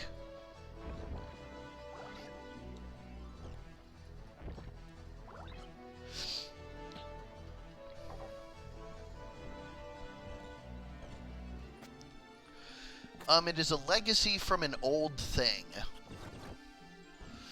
Like, the patch that I started with had levels at 35, so I just never changed it. Yeah, essentially level 35 is mostly irrelevant because if there was any need to change the numbers, you can just change those. Like, well, Sardic can change them, rather. So, the level 35 is arbitrary. Yeah. It's just because that was the level that the original patch ran on. That's the only reason.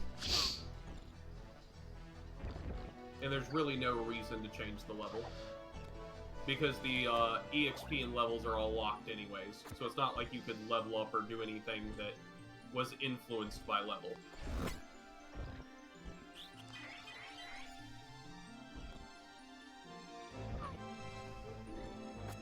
Especially considering calculators don't exist in this, they are sages now. Yeah, that's the big reason it doesn't matter, is because calculators don't exist. If calculators existed, level and EXP value could have an impact. Oh, there we go. I think player 2 is Snooze Fest? That is correct. They take it 2-0. Okay. Which means, last match on this card is Simmon 2 versus Coppola 2. Attack openings versus Snooze Fest.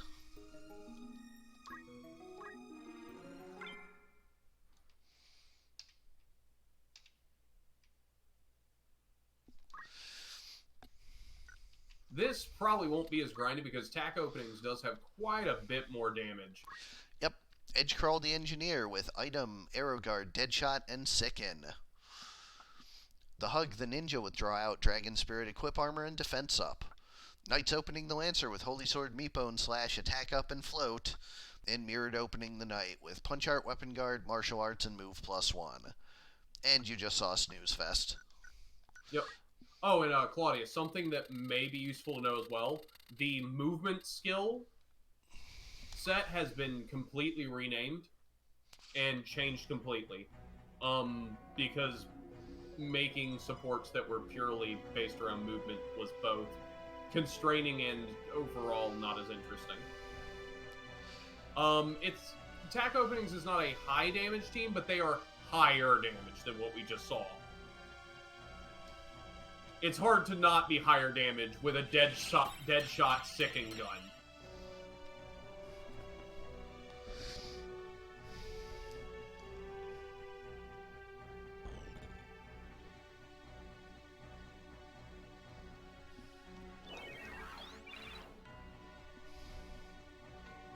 And the attack up Lancer.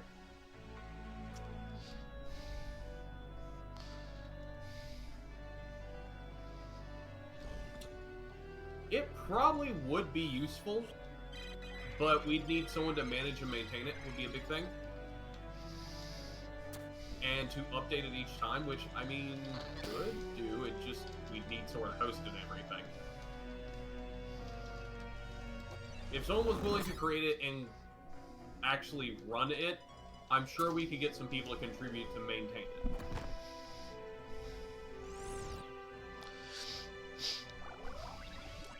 I mean, the main problem with a wiki is that, like, it changes so often and so fast.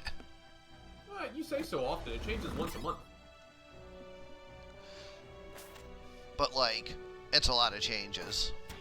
Oh, yeah, it definitely can be. That's something I think that would be generally better probably after the next big update. Because I think even you've mentioned, while changes are still going to be happening, after the next big update that rewrites the AI to some level, the huge changes will slow down a little bit.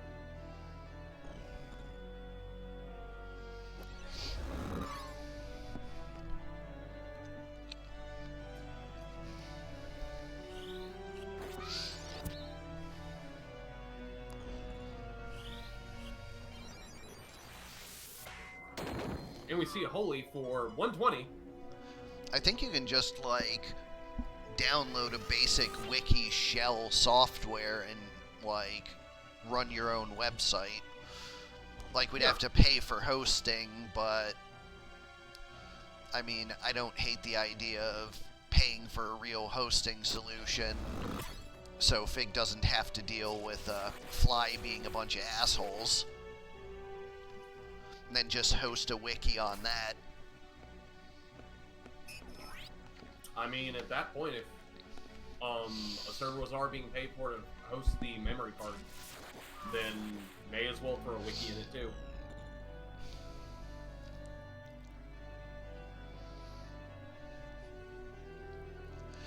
I mean, I just always figured we weren't large enough to have people who would maintain a wiki at, like, you know? I mean, I would probably try to at least update it and keep it somewhat up to date.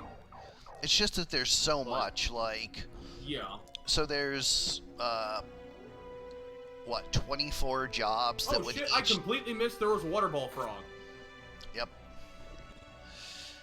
So, like, there's 24 jobs you would have to update, and then you would have to have, like, a weapons page, an armor page, an accessories page, and each of those would probably, like,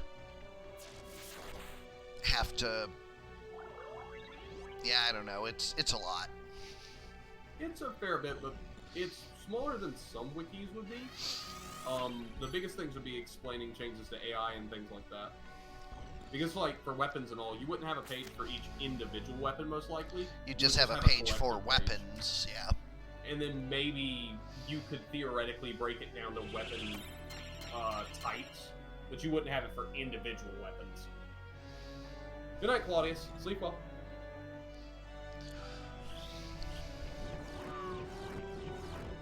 I'm going to be playing an attack tournament in I don't know how many days. It might be tomorrow, it might be Saturday, it might be Sunday. I haven't actually looked at the schedule yet.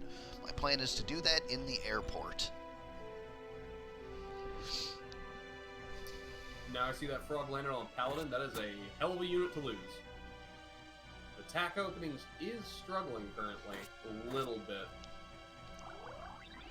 Their engineer being down, Knight just lost his weapon. That being said, I don't know. That weapon was an Agarok, not a big loss. Mostly speed loss. Hurts.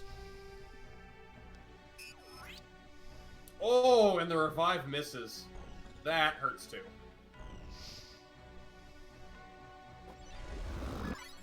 Judgment putting down the priest.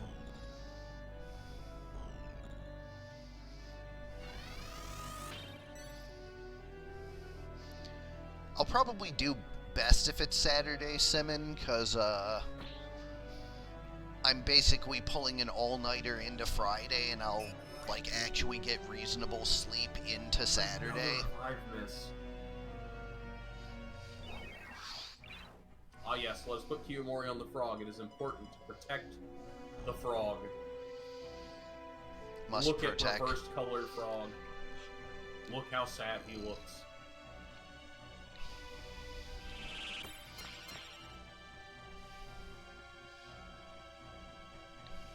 As slowly tack openings closes in. I was about to say, if this knight misses a third time, I'm calling rigged. I mean, the chance goes down 5% every attempt, so... Oh, is it every attempt or every success? Every attempt. Oof.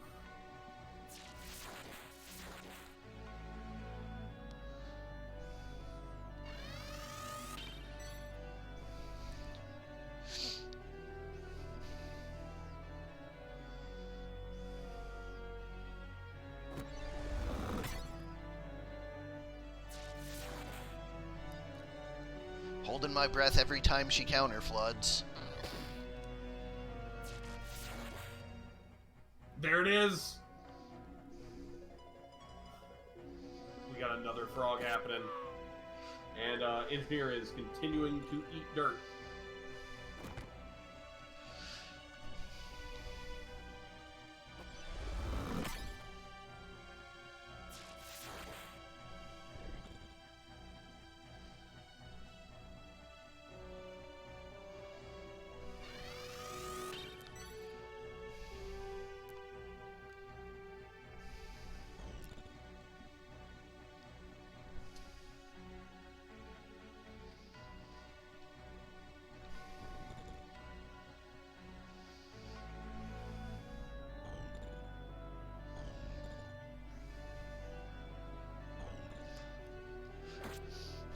I suspect that monk is going to have a lot of trouble with that knight.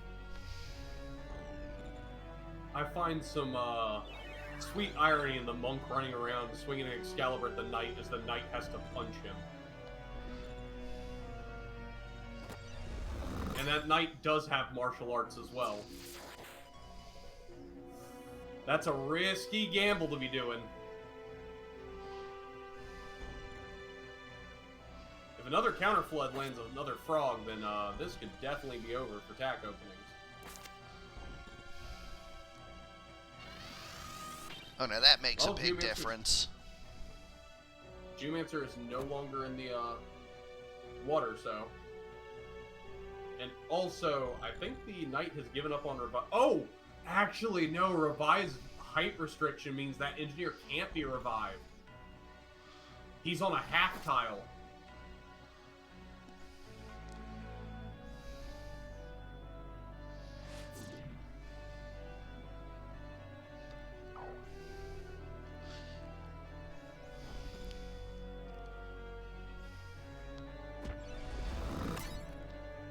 Judgment gets blocked.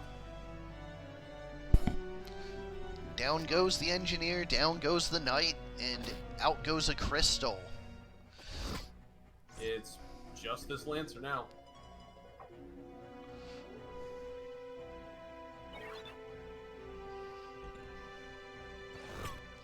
Down goes the monk.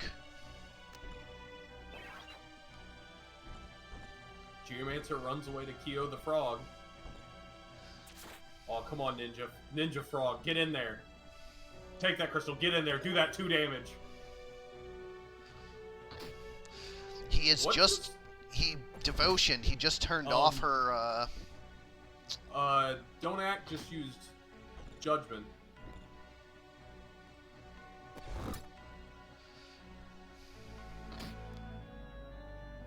Huh. Are we sure it was Don't Act and not Stealth? It was the triple dot. Oh, it might have been stealth because triple dots is stealth. Yeah, he gave himself stealth and haste. Okay. With devotion. Now down to a frog. Does Tack have an opening for frog 4 damage? I believe in him. The frog opening. Yeah, okay. She's going for it. I was gonna say, are we safe to just call this one, or...? We are. Okay, there we go. It's good anyways. Alright. Up next, Small 43. Or 58, rather. Snooze Fest takes the first one. Yes, he did.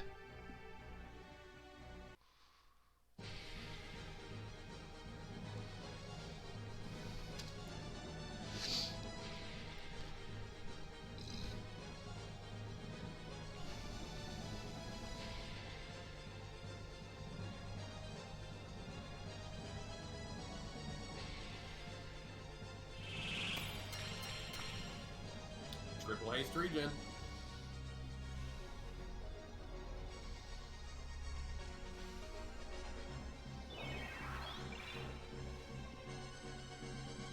Triple pro shell. Consecrate for 92. Procs the re-raise. Hellcry takes out a spell edge.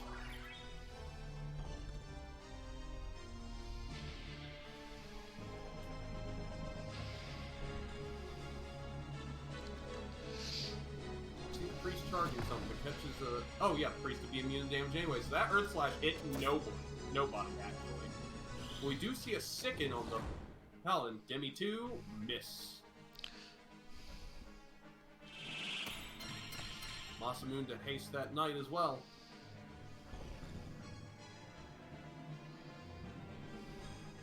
Engineer walking up to shoot the Priest, who gets poisoned, but immediately procs the regen and removes the poison. Earth Slash! That one lands.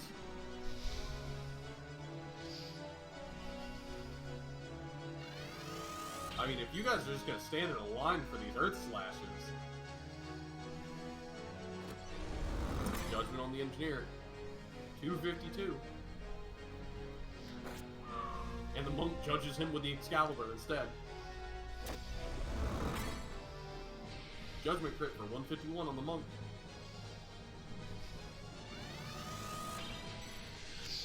Murasame to heal up friends. Lining up again, just this time, Ooh, perfect vertically. lined up for Demi 2. Oh, and lands on all 3. That is a huge chunk of health gone. Yeah, Demi 2 is no slouch. Especially not versus this tanky of a team.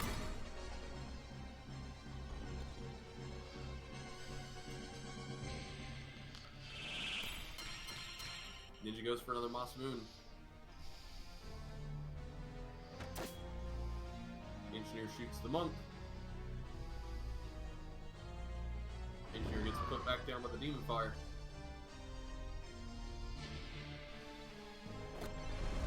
See a Judgment land on the Ninja. Procs his Dragon Spirit. Monk is going to try and keep his Priest up. A wise choice for how much she's putting out damage-wise. They both catch an Earth Slash.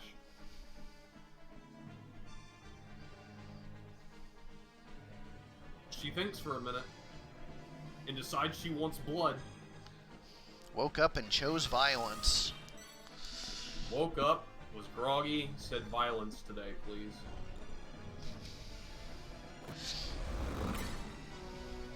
Judgment hits the monk, but HP restores proc, so he goes back to full. Demi 2 gets redirected onto her own paladin, and oh! Actually hits her because she's done charging the spell. So she dies to her own Demi 2. Beautiful redirect by the ninja. With his name the Hug, he indeed gave the hug. Very, very fitting, very appropriate.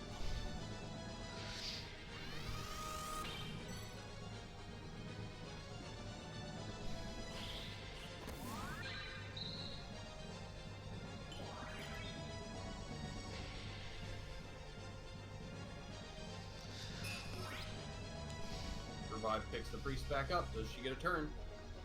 Immediately. She does. And flash heal herself immediately to full health.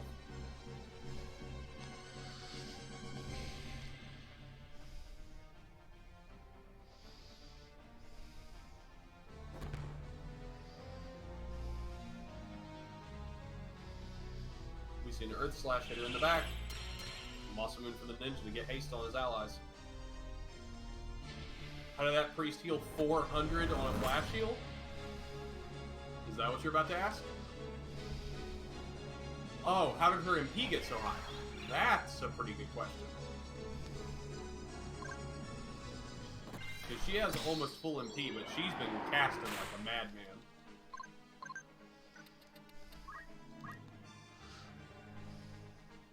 Half of MP is at least a part of it.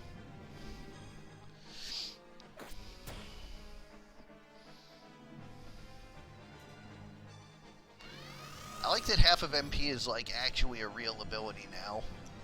Yeah, there's an actual argument for it versus short charge now. Yeah, she also got chakra a couple times as well. Like if you're doing instant things like gravity, then half of MP might just be better than short charge if you're doing things like Demi 2. Especially when you're healing for 6 to 400. Yeah, like Flash Heal is definitely a half of MP situation. 100%. Half a MP helps a lot with full life as well. And raise. Yep. Kamitachi on 2. Talon goes to shine on 1 because the Lance will heal from it.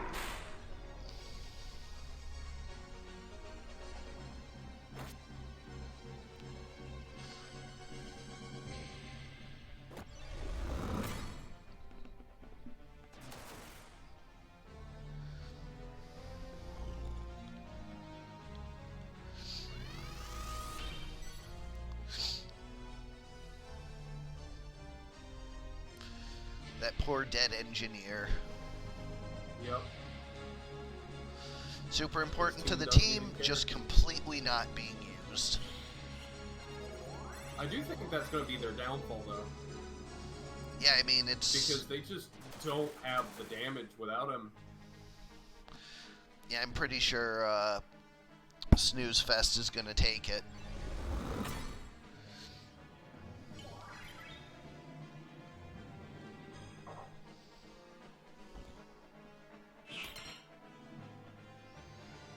I mean, this game, this set, he's been just dead the whole time, basically.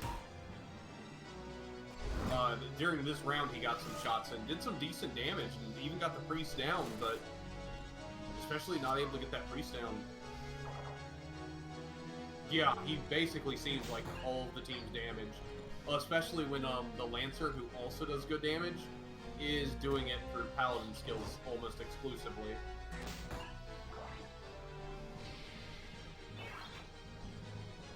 Meaning that any Holy Absorb just undoes that completely.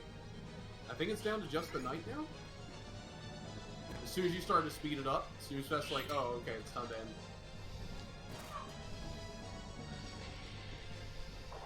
Does he really not? I'm surprised with that because attack up. Well, it's just that there's a lot of high faith on the enemy team, so... That's true. And they Since all there's have high cross faith, he's not helms. doing that great. Yeah. Well, that's what I was mentioning with the cross helm thing. Because theoretically, he should have decent damage versus anything that doesn't have like 70 faith that he can hit, obviously. There we go. Snooze Fest takes it 2-0. Yep. Alrighty, give me 1 second to update this. TAC openings is eliminated. And up next is the Losers Finals. Coppola 1 versus Coppola 2. So let's find out which one is Cop's best.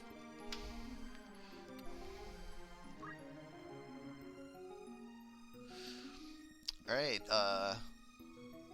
Coppola 1 versus Coppola 2. FF4 Nukes versus Snooze Fest.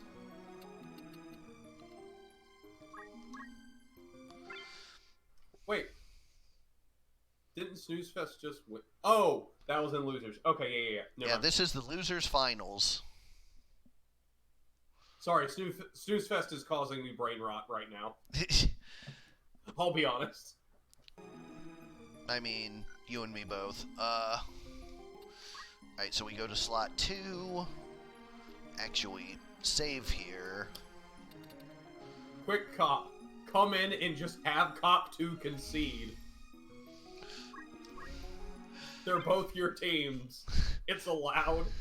Well, Coppola 1's FF4 nukes is extremely offensive compared to the rest of his teams. Yep. So that's exactly why I want them to just concede, to make sure that Nukes is in the final. I mean, Nukes might just get in the finals by themselves because they were in the winners finals. Like, it's actually time. I want to see like which of these paradigms is better, the unstoppable force or the immovable object. So, opening up for Final Fantasy IV Nukes, we have Rydia the Summoner with Time Magic Regenerator Short Charge and Move +1. Cecil the Paladin with Basic Skill, Auto Potion, Attack Up, and Magic Defend Up. Yang the Monk with Jump, Weapon Guard, Equip Armor, and Equip Axe. And Edge the Sage with Draw Out, Damage Split, Magic Attack Up, and Defense Up. And Snooze Fest, this is their third match in a row. You know who they are. Moving on, large map 99 to start.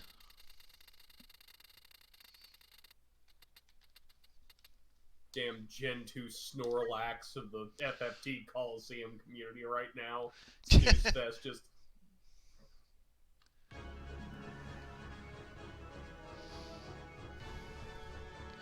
Alright, so...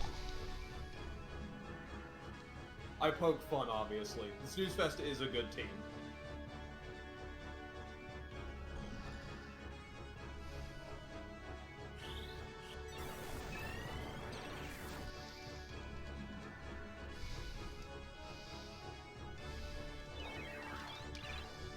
Get the haste, get the Kiyomori going, and the nukes are set up already. Critically, I think that Snooze Fest is going to move into...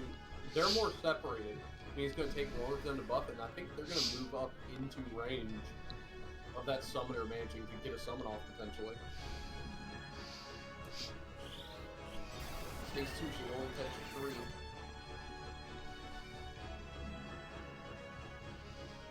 Here comes Summoner. She can reach!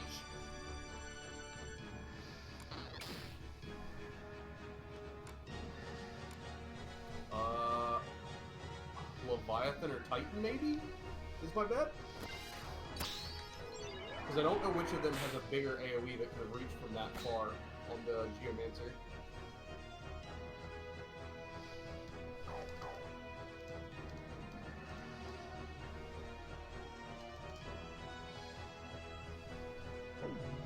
It's Leviathan.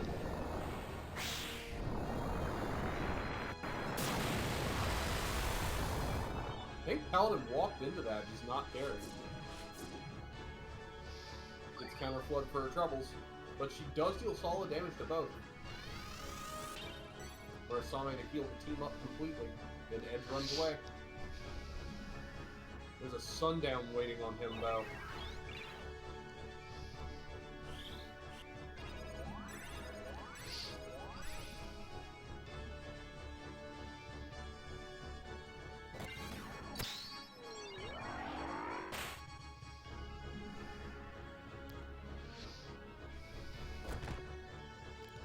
Earth Slash hits his own teammate and one enemy, but his teammate manages auto-posting it. What do you think about it for a minute? Runs up headlong, and she's going for, I believe that's Sylph, because I think I saw floats pop up. That is correct. She doesn't live to do it, though. Typical Rydia. I could destroy you if only I wasn't dead.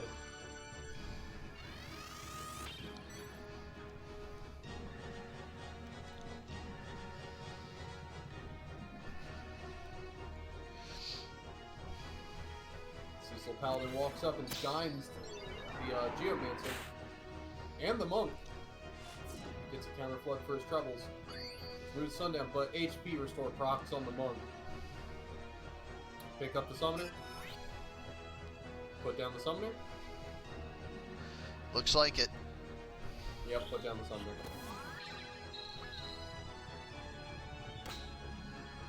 He gets damage split. Ooh, Sage loses his weapon, which was a Nagarok, so he is slower and dealing a little bit less.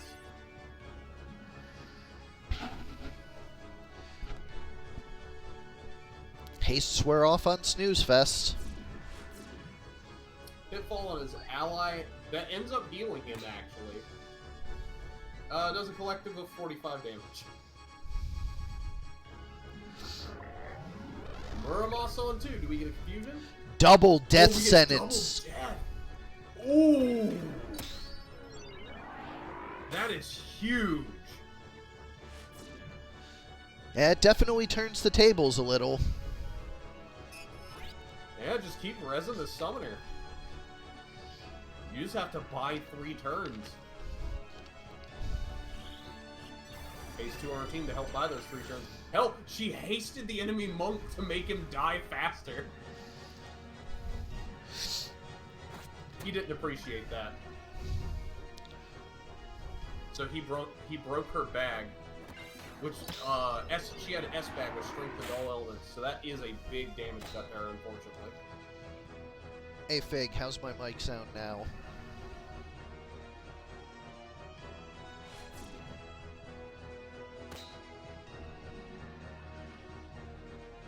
Okay. Yeah, I moved my mic slider down. It's a new mic, so I hadn't messed with the levels on it. And no one had said anything, so I thought they were probably just fine. Kiku puts down one attack openings. Oh, does this Shine put down the priest? Oh, not quite. If they can get that priest down, though. Ooh, they're just shy. This is the monk's last action. And it misses! Oh, did Kiku take out the priest? And this is the last action of the paladin. That's it. This Shine can't kill all four. It looked like FF4 nukes were on the back foot, but that enormous double proc Masa really changed everything. That, without question, that won them the match immediately. Yeah. What a turnaround. Because it hit the two most annoying units to kill. Death Sentence really is the story of this tournament. I mean, when everyone's a super defensive wall, all the HP and defense of the world doesn't matter if you're just dead at the end of 3 turns.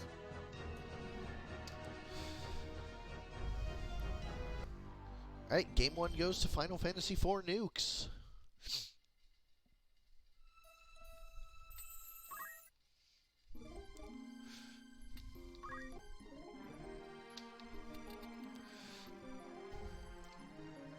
Alright, heading to small 43.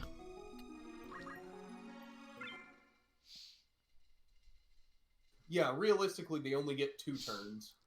Because they get 2 actions, and then as soon as it hits that last one, it... Yeah, it goes. It starts at 3. They take their turn going to 2. That's 1. They take their turn going to 1. That's 2. Their turn comes on 0, and they just fall over. Yep. Right, going to small 43. Yeah, making Rydia a little slower probably would have helped, since it meant that she wasn't running in front of the back line. Or, rather, running from the back line into the front line. I think I accidentally used this for the last map, so we're going to go to 58 instead.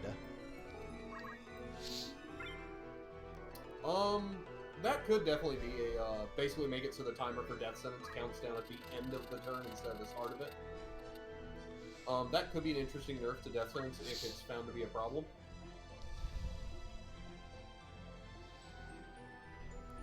Alright, so let's swap 58 with 43 here.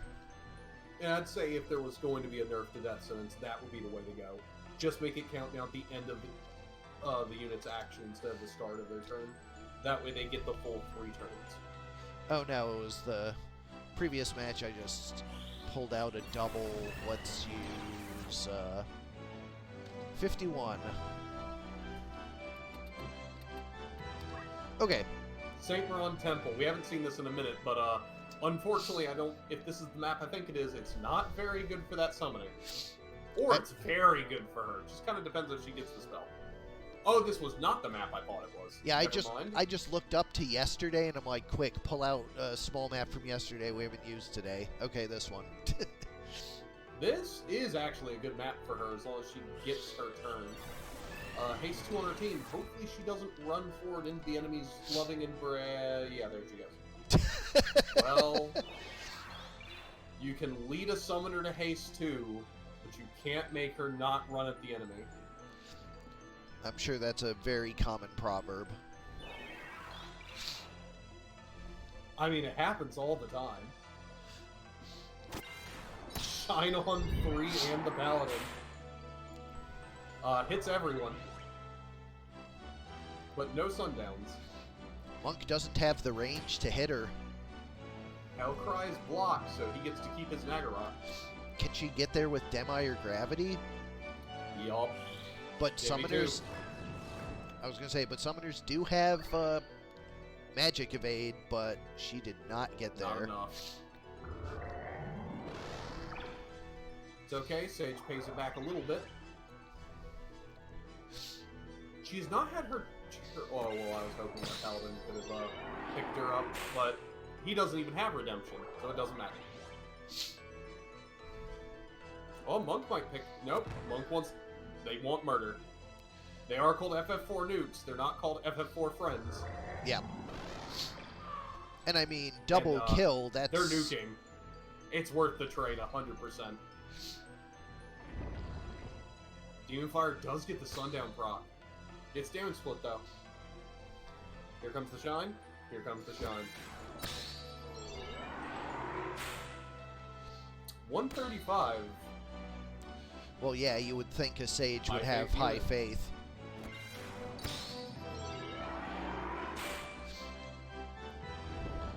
I actually just realized FF4 Nukes is running 70 faith across the board. Even the Monk. Which, ended up as a... I imagine that actually contributed a good bit to their turning run, because all these Shine Paladins were doing way less to them. Makes sense to me.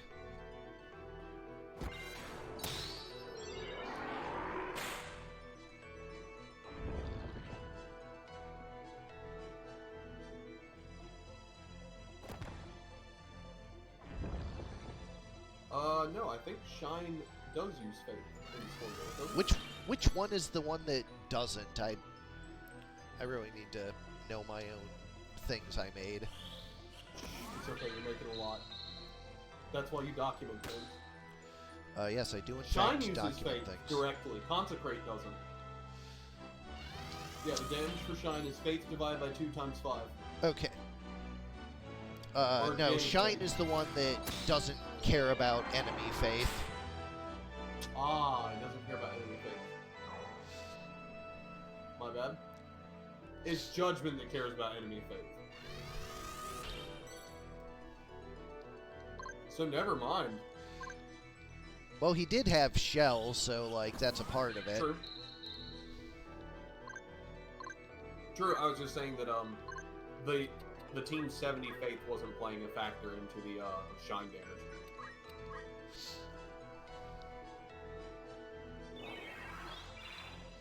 Yeah. Fiyomori?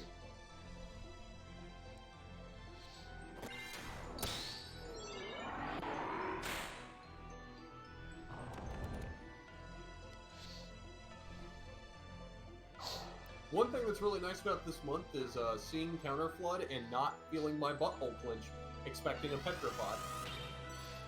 Yep, removing Petrify from the Counterflood list really significantly changed Geomancy, which is why I was comfortable letting its damage go higher, because its procs are just not the same. Yeah. I'll probably actually reduce Overflow's JP cost moving forward. Yeah, well, Because, it like, you always can took still Overflow use off it the for, map. like, Tonberry Yeah. Knives or Chaos Blades or... Yeah, there's still good uses for it, but... I forget, is Overflow still heinously expensive or no? It is. Well hey, maybe in the future we'll see that come down a little bit, at least. Well, yeah, that's what I just said, like, 3 sentences ago. Oh, sorry. I'm like, yeah, now that it's not, like... Not with Geomancy pair up, status hell, win match. Yeah, all now that... pure coin flips. Now that that's not a thing, I can probably afford to come down in price some. Like, I wanted to give it a month just to make sure that wouldn't be a bad idea, and I'm pretty sure it's fine.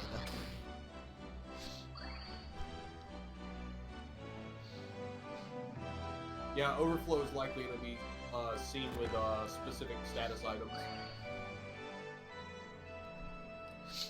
Or effect items in general, rather. At the moment, this is looking like it's going to be FF4 nukes that's going forward. Which They just have means to we'll take out have this a Paladin. winner's final rematch for the grand finals.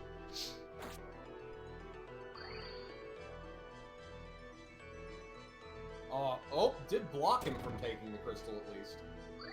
And dropped a weaken so that his shines will heal himself less. Everyone surround and protect the crystal. Don't let him touch it.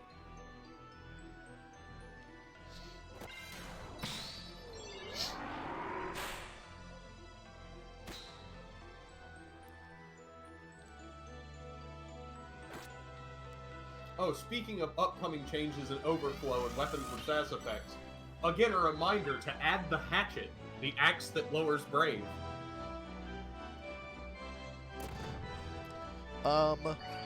That might be a consideration for March as, Oh, understandable. Just trying to keep it on mind.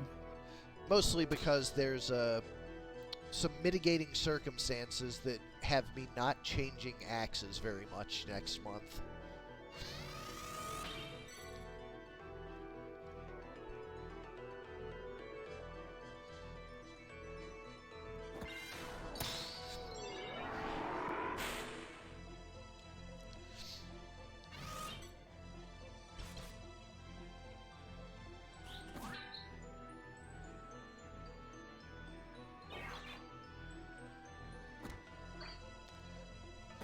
Yeah, dude, This is one of those we'll get him Fox. eventually moments.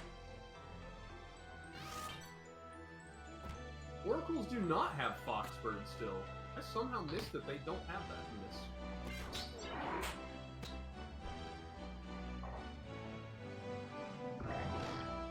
There's the Murasames, or Muramasas.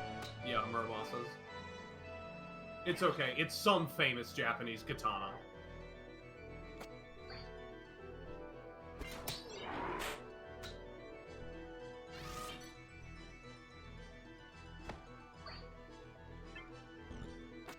Okay, good. They didn't let him get the crystal. I figure this one probably ends via Muramasa death sentence when the sage eventually gets around to it. Unfortunately, most likely. As that sage really wants to heal and put Protect Shell instead currently than go on offense. Come on, let that be enough to... Come on. No. No death sentence yet.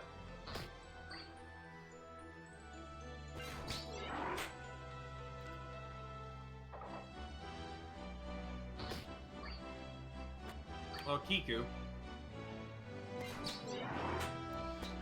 Yeah, with the shines, like, it's basically 100% this ends on death sentence, because... I mean, he could always miss hitting himself with Shine like 30 times in a row or something. It's possible. Fortunately, this sage is also using Kiku. And there is the possibility of him breaking all his katanas.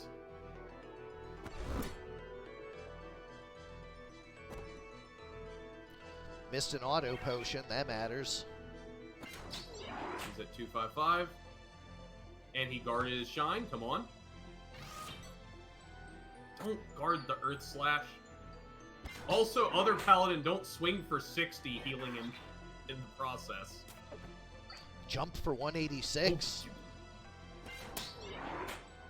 I was gonna comment on that monk having jump, but I didn't think it had actually come up. And there he goes. There's Muramasa, but no death sentence.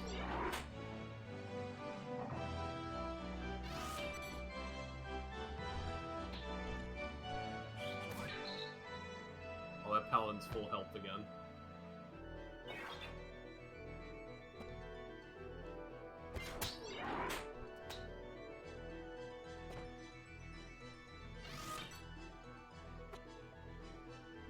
Yeah, enjoy these shines while they last.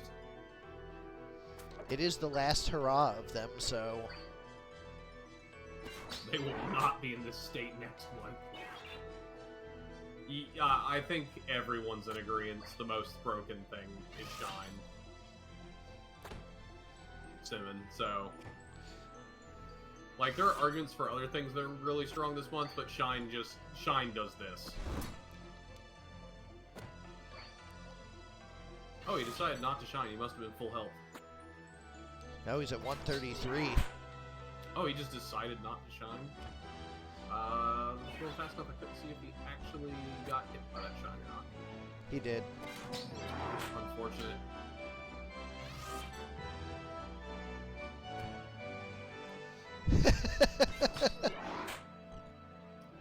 I mean, hey, maybe Dark Knight will be a class we get in the future.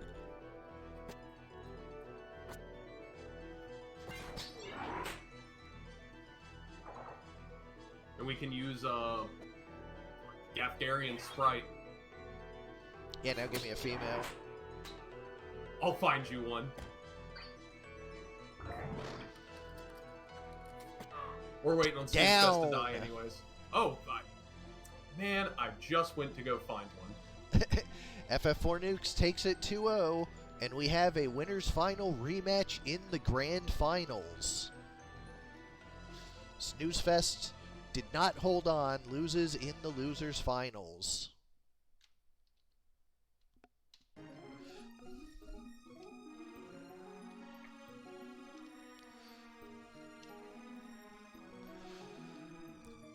Alrighty. Simmon 1, Coppola 1. And Coppola 1, Simmon 1, actually.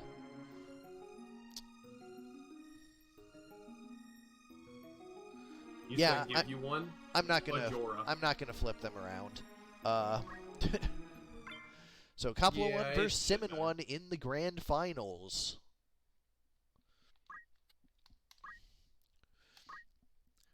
For Coppola 1's FF4 Nukes, you just saw him, Rydia, Cecil, Yang, and Edge. For the Guess Who from Simmon 1, we have Kurt Winter the Lancer with Holy Sword, Counter Throw, Attack Up, and Float. Gary Peterson the Ninja with Talk Skill, Counter Magic, Concentrate, and Monster Talk.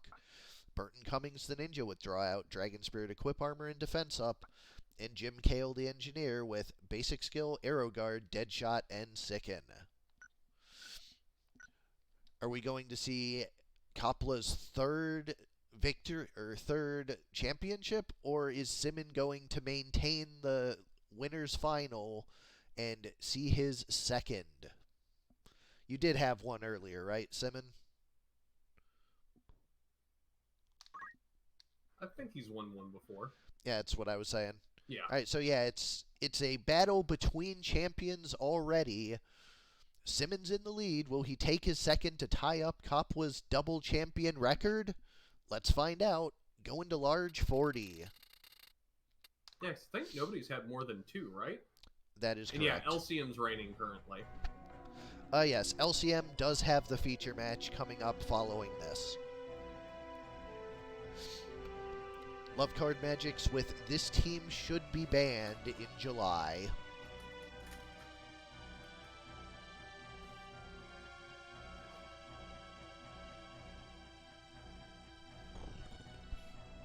Yeah, it is 4 spell edges. Which is stronger, 4 spell edges or a lot of damage? I think Preach is the problem bigger than the spell edges. Well, the spell edges enable Preach. Like, spell edges are good, but I don't think they're, like, broken in the same tier as Shine is. Like, I think they're they're pushed. I think they're very good. But I think they're, like, within tolerances of something has to be the best thing, and I think this is close enough to that to where it's fine. I debate that because they give speed too, if I'm honest. Yeah, I mean, like, if I dunk the speed from it, like, they're not even in the running for broken anymore, I don't think. Yeah. Like, I think the problem is that ninjas can be too durable and fast with them. Yeah. So, like, the durability problem is exacerbated by the Preach bot. Like, Preach bot's the thing that's a problem for me. Yeah. Down goes an Engineer. I mean, I'm probably going to address Spell Edge because a lot of people don't like it, but I think it's more of a symptom of other emergent problems and less the Spell Edge itself.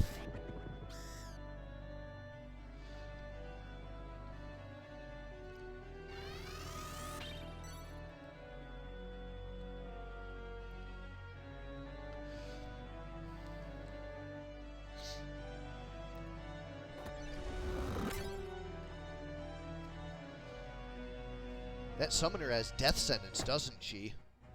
Oh my, that's going to be a big problem.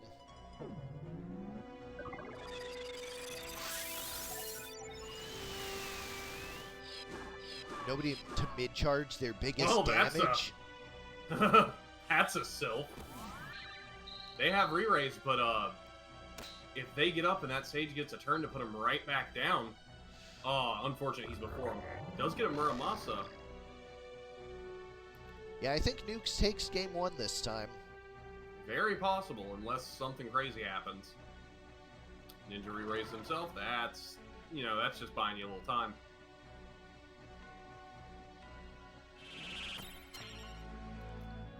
Ninja hastes himself.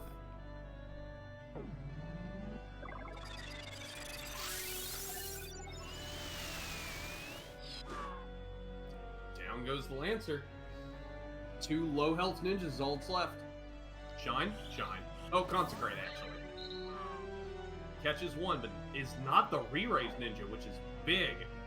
Because that means as soon as the re-raise ninja goes down, the match is over. Yep. I don't think he has it in him to kill, well... 2. Yeah. Oh. He needs to use his character evade. No, Wave Fist hits. Nope. It was 100% accurate, so... Yeah, because he turned his side to it. Game 1 goes Silly to the ninja Nukes. turned his back. Shit. What's up here?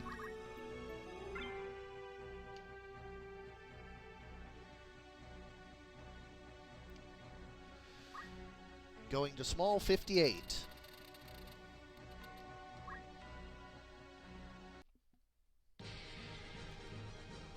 Yeah, it wasn't Wave Fist, it was Wave Bag. Just threw his bag at him.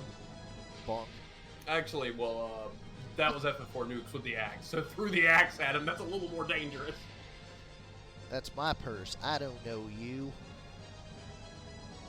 That's an axe, Bobby.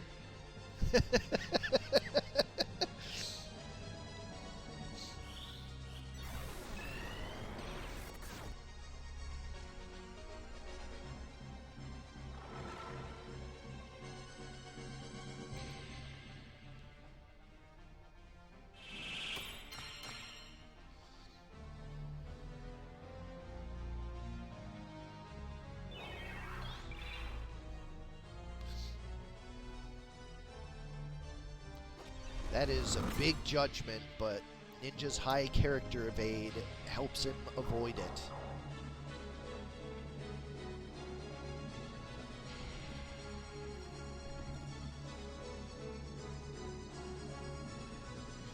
Summoner moves forward with a Sylph. Which zones out the enemy team, unless they want to come in and just eat a Sylph to the mouth.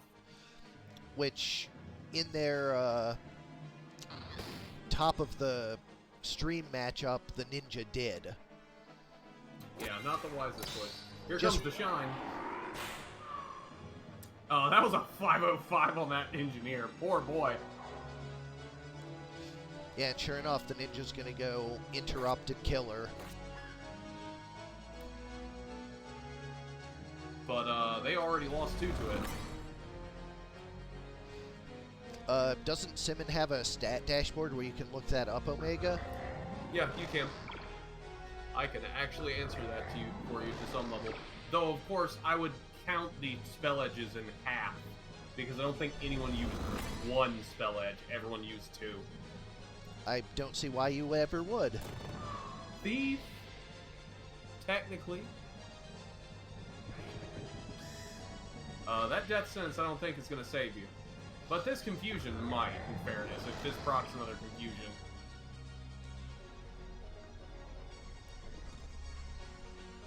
Consecrate is not evadable, so we have a bracket reset. Very quick bracket reset. FF4 Nukes take the match 2-0, and we are going to the Grand Finals second match. Heading down to... Huh? No, go ahead, go ahead. Heading down to large 55. So, actually, I cannot check the weapons because the weapon data for this month is not available. Ah. Unfortunate.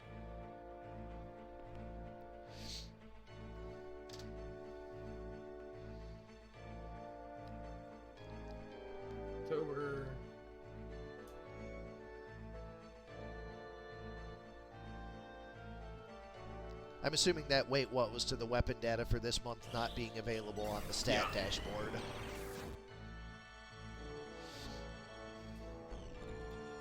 Nuke starts also off with a haste. I don't even see Shine in this list.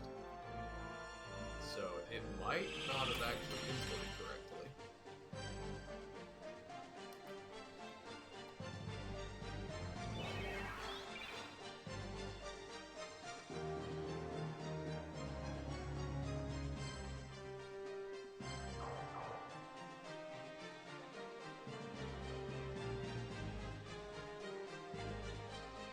I know I've seen more shines than removes. So I don't think shine's actually in the list either, unfortunately.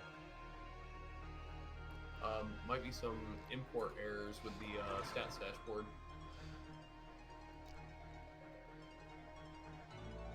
Ninja does not have the range to get in on Rydia, so she's going to get off a big summon.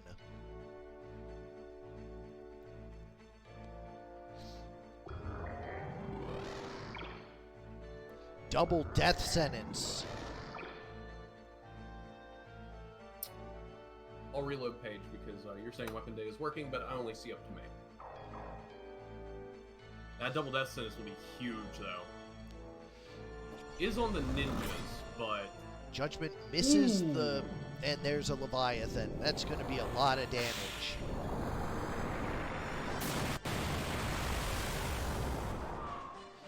Well, there goes the engineer. Both ninjas are death sentence currently. Pays it back, and that's probably not the unit you want to put death sentence on. You probably could have just killed her. Now she's going to run around and cast with impunity.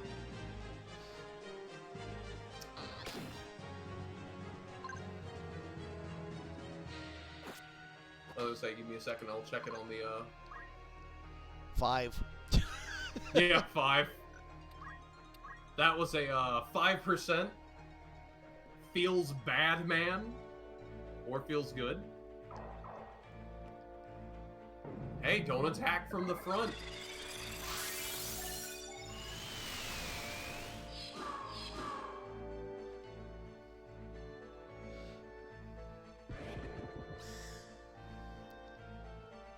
Two death sentences, but that's not going to be enough.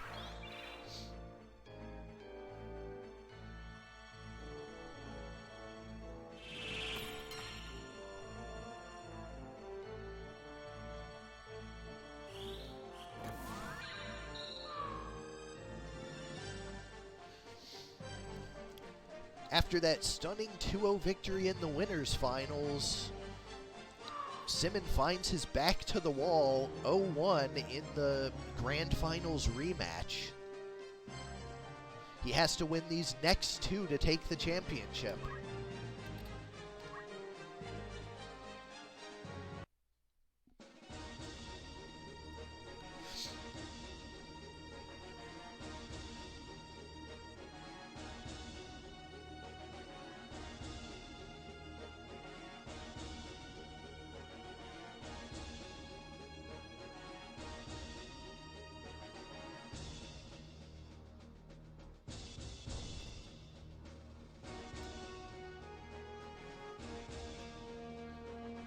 Here comes the death sentence. Again, I'm not fully convinced that's the play, but we'll see how it works out. Well, in this case, she's off to the side, and, well, True. Moving into her is not the right one. Yeah, That's different.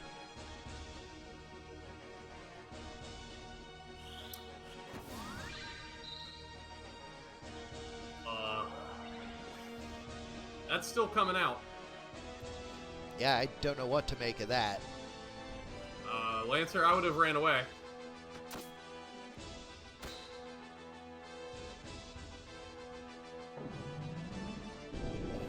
How is there an odd number of spell edges? Who has one spell edge? Yeah, I guess somebody had one spell edge. Well, there goes the ninja, but the Lancer does live. Chiku doing 135 to the monk.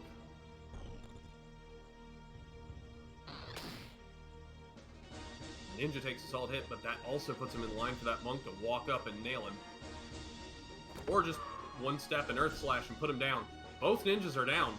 And I don't think either one has re-raise because that ninja decided he wanted to do Death Sentence first instead. So yeah. I think that ninja's permanently down unless this engineer actually has an item, which I'm going to check. He does not. He has basic skills, so unless he walks over and wishes. Does knock off that Sage.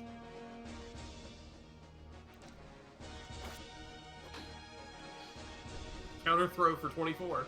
And the monk is not in position to deal with the Lancer.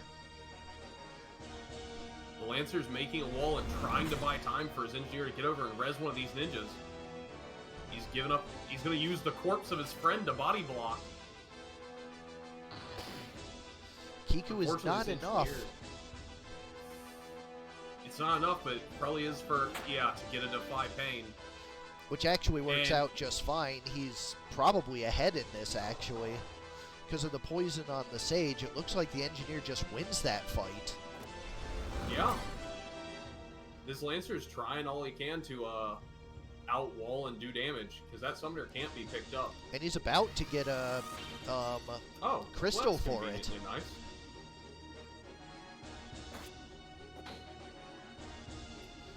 So Lancer's actually doing a really good job at buying time here. Ooh. Luckily for that Sage, he was on the edge of the map, so he didn't get knocked off to his death. Oh, the Lancer goes down to a repeating fist. It is now just that engineer versus 3. Yeah, that's not going to work out for that engineer. That Lancer needed to live and get the crystal. This is over. Here comes Muramasa. Just slightly better rolls out of the engineer to beat the Sage faster, or a little bit of durability from the entirely different match. Yeah, or if that Lancer survives there and gets to come down around the back. And Shine poetically takes the match. We have a 2-0 victory for Coppola 1, and our very first losers final winner winning the grand finals. First time ever. So, congratulations to Coppola. Yeah, congratulations to Coppola for that. I just kind of lost my train of thought. For a second. No, you know how it is. But yeah, congratulations. That was a fantastic set of matches, and really just a great night altogether. Here comes a new challenger! It's time for the feature match. But hold on, we're not done yet. So we'll have Champion FF4 versus Coppola 1. Take out the champ team. LCM, from what you've mentioned, has cooked up a monster of a team. Something like that.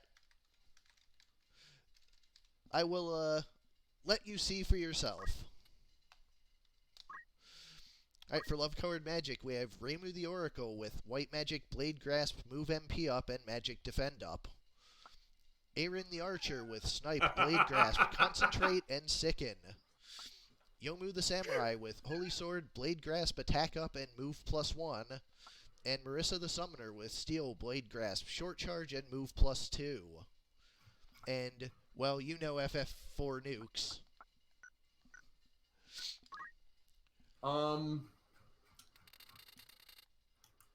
So I have but one question. Does Shine proc Blade Grasp? Sure does. Unfortunate.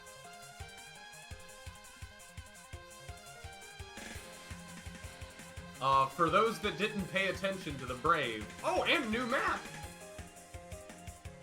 For those that didn't pay attention to the Brave, they have 90 Brave.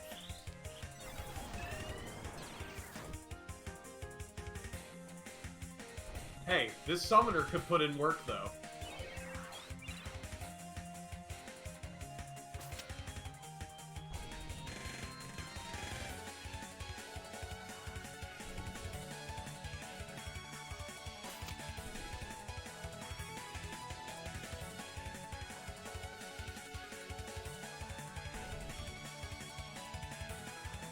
Oh yeah, you gotta give them a chance to hit you. And again, just summon on them. Should have brought a red chocobo.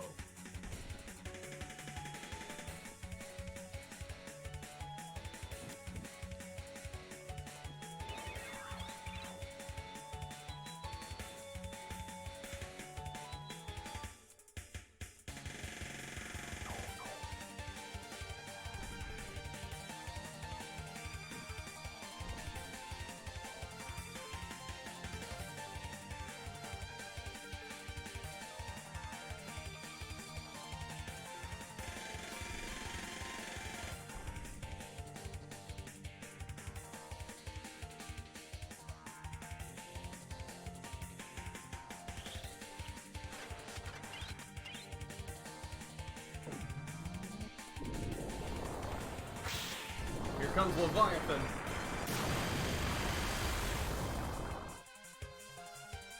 Misses the Sage critically, but hits the Monk. And also, Kiku doesn't give a shit about Blade Grasp. It sure Which does. is kind of ironic when you consider it. Huh? It sure doesn't. It's kind of ironic that the whole skill set that uses katanas doesn't care about Blade Grasp. Well, lore-wise, supposedly they're calling the soul out of it, not swinging it, so... I suppose. Oh, did But I I mention mean, they you don't know, have just- magic defend up? Also, it's the soul of a katana, not the soul of God, you know, just... There you go. Blade Grasp that. The summoner is now innocent.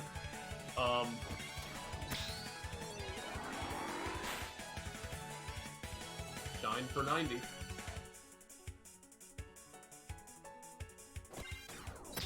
Here comes the shine. Hits Blade Grasp.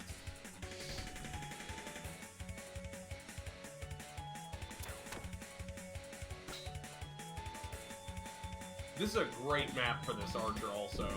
She's gonna be raining hell from the other side of the universe. Here comes Leviathan from FF4 nukes, but oops. Innocent. That's... Yeah, but now what does this summon do?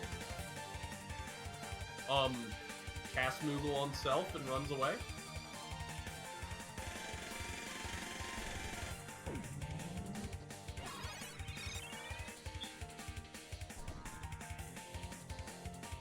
That was a choice?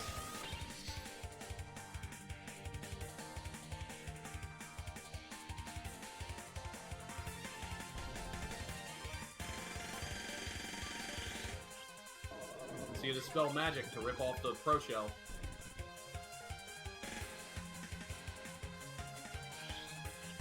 Rydia throws out a haste 2 for herself and her monk.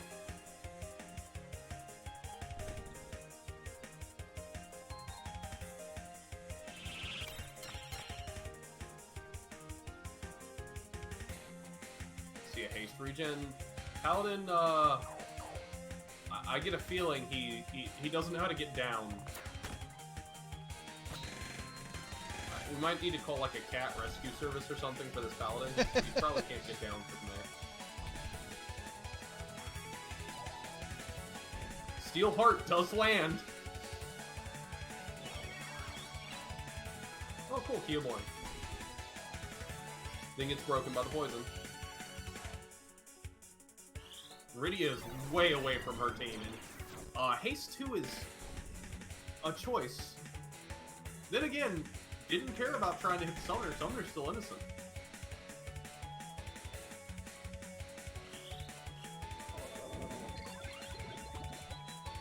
Dispel magic to rip off that haste.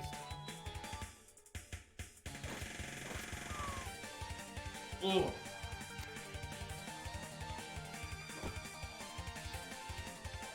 Well, there was a 9% chance. It's okay. It was a chance. A 10% chance. It was a chance.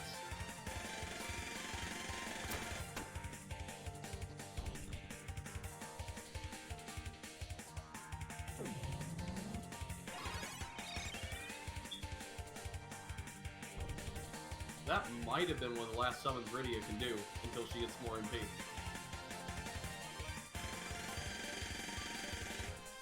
Summoner runs away. While still innocented, I believe she's summoning.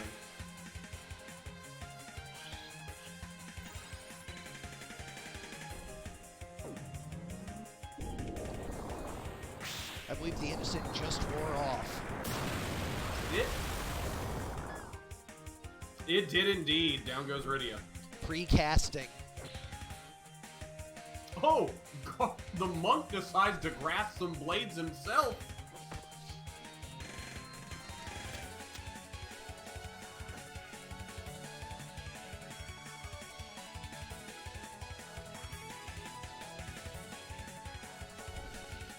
It's been a while since we've had a good old-fashioned beatdown in the feature match. I mean, you say beatdown, but FF4 Nukes is giving it their all, and they're putting up a good bit of a fight considering their opponents. Yeah, I mean, we have a couple historically where the champion team tried to put something together and just got rocked by the by the winners of that month.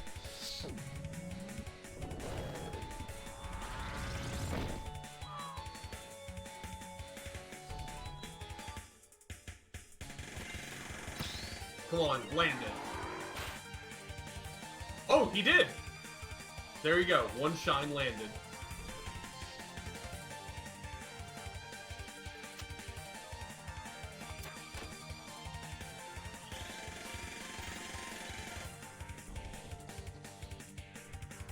Clearly, this team should have ran 90 Faith on every unit and ran the support move that lets you use your Faith instead of your Brave for your reactions.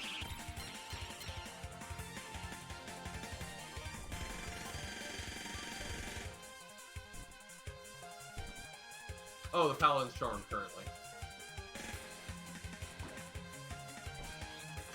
What did she even shoot? Steel Alacrity. Oh, okay. I didn't recognize the animation because of how fast it went by.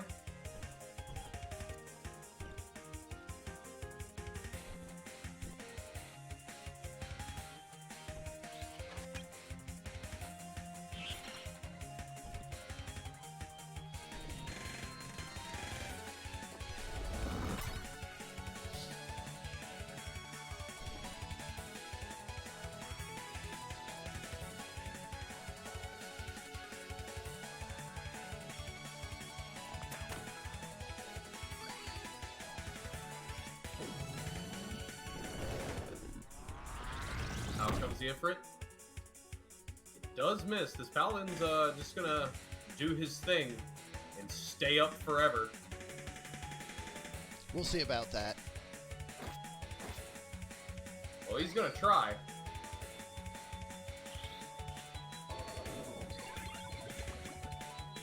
Oh, the spell ripped off the Protect. That'll help.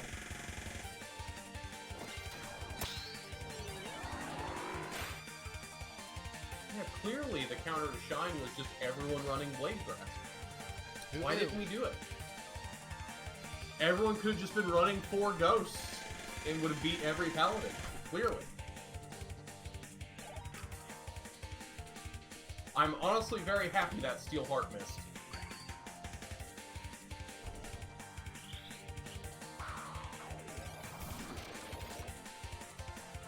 Oracle needed some MP. Samurai's the only one actually trying to kill him currently. He just tried to shine himself for help. Oh, wait. Summoner's now trying to kill him. There we go. And, unsurprisingly, could not stand up to the shine.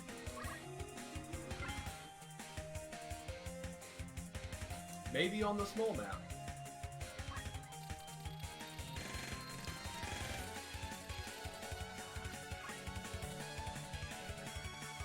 Oh, is this the checkerboard one I think it is? Nope. Oh! It's not. I think... Yeah, so, Simmon.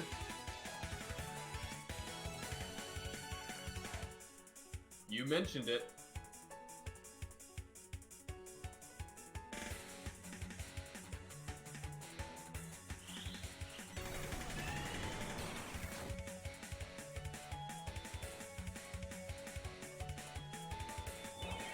This is the map that Simmon submitted.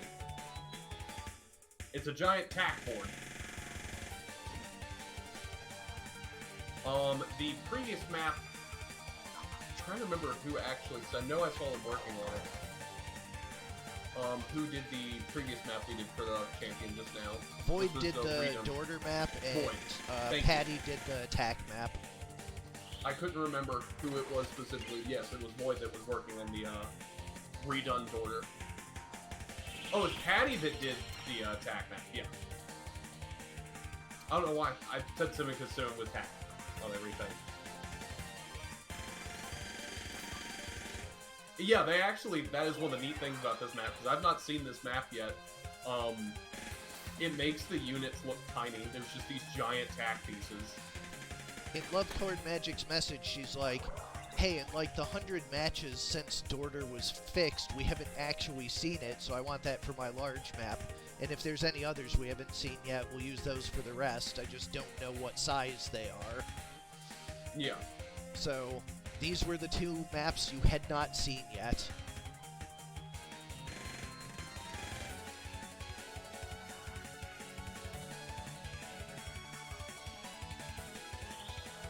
I will say, as someone who runs the Gunzerker team, the redone Dorder map does not fill me with hope. Yeah, I gotta say, that map is about the worst possible thing for Gunzerkers. I don't know, that hallway went pretty bad pretty quick. Just... Wait, this is a hallway and the guy behind me shoots in a straight line? Always have.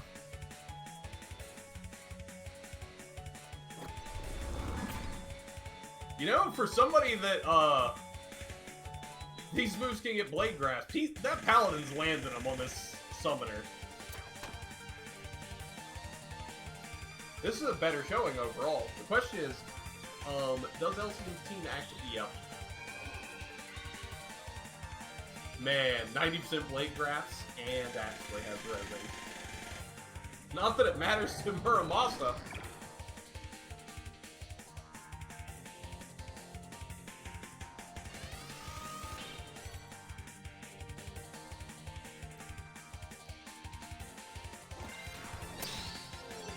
I'm kind of surprised the Paladin didn't walk up further and go to shine multiple. Because he totally could have hit 3 there.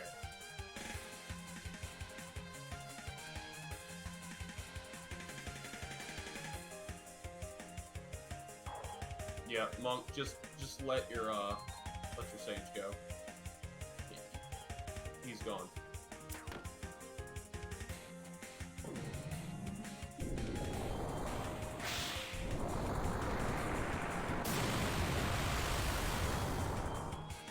Oh, never mind. He guarded the Leviathan.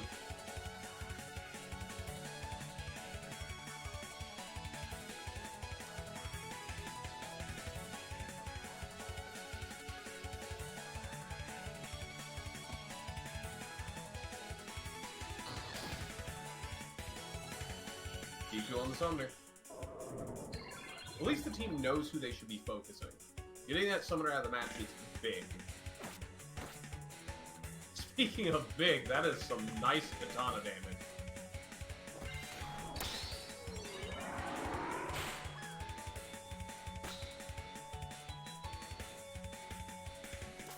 Once again, the Paladin just hits the 10% on this summoner.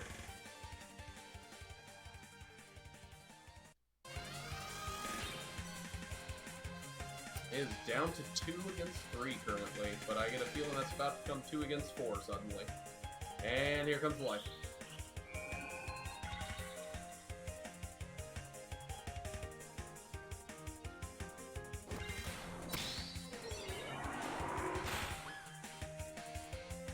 Once again! I think this Paladin might be doping.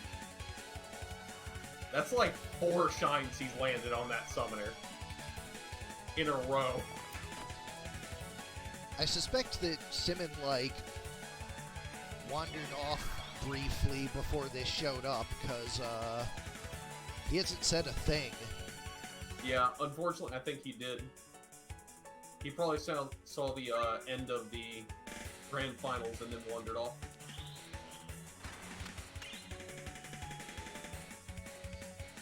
When I saw him win the winners finals, I was like, oh man, if he wins the grand finals and gets to watch this is going to be like make his day.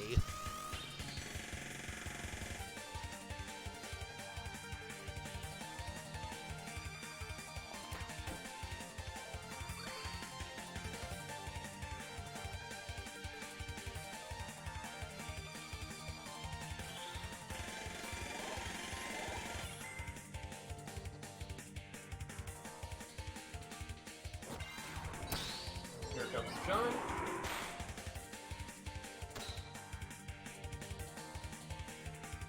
As the team slowly just tries to get this Sage down, knowing that Paladin's going to take an eternity anyways.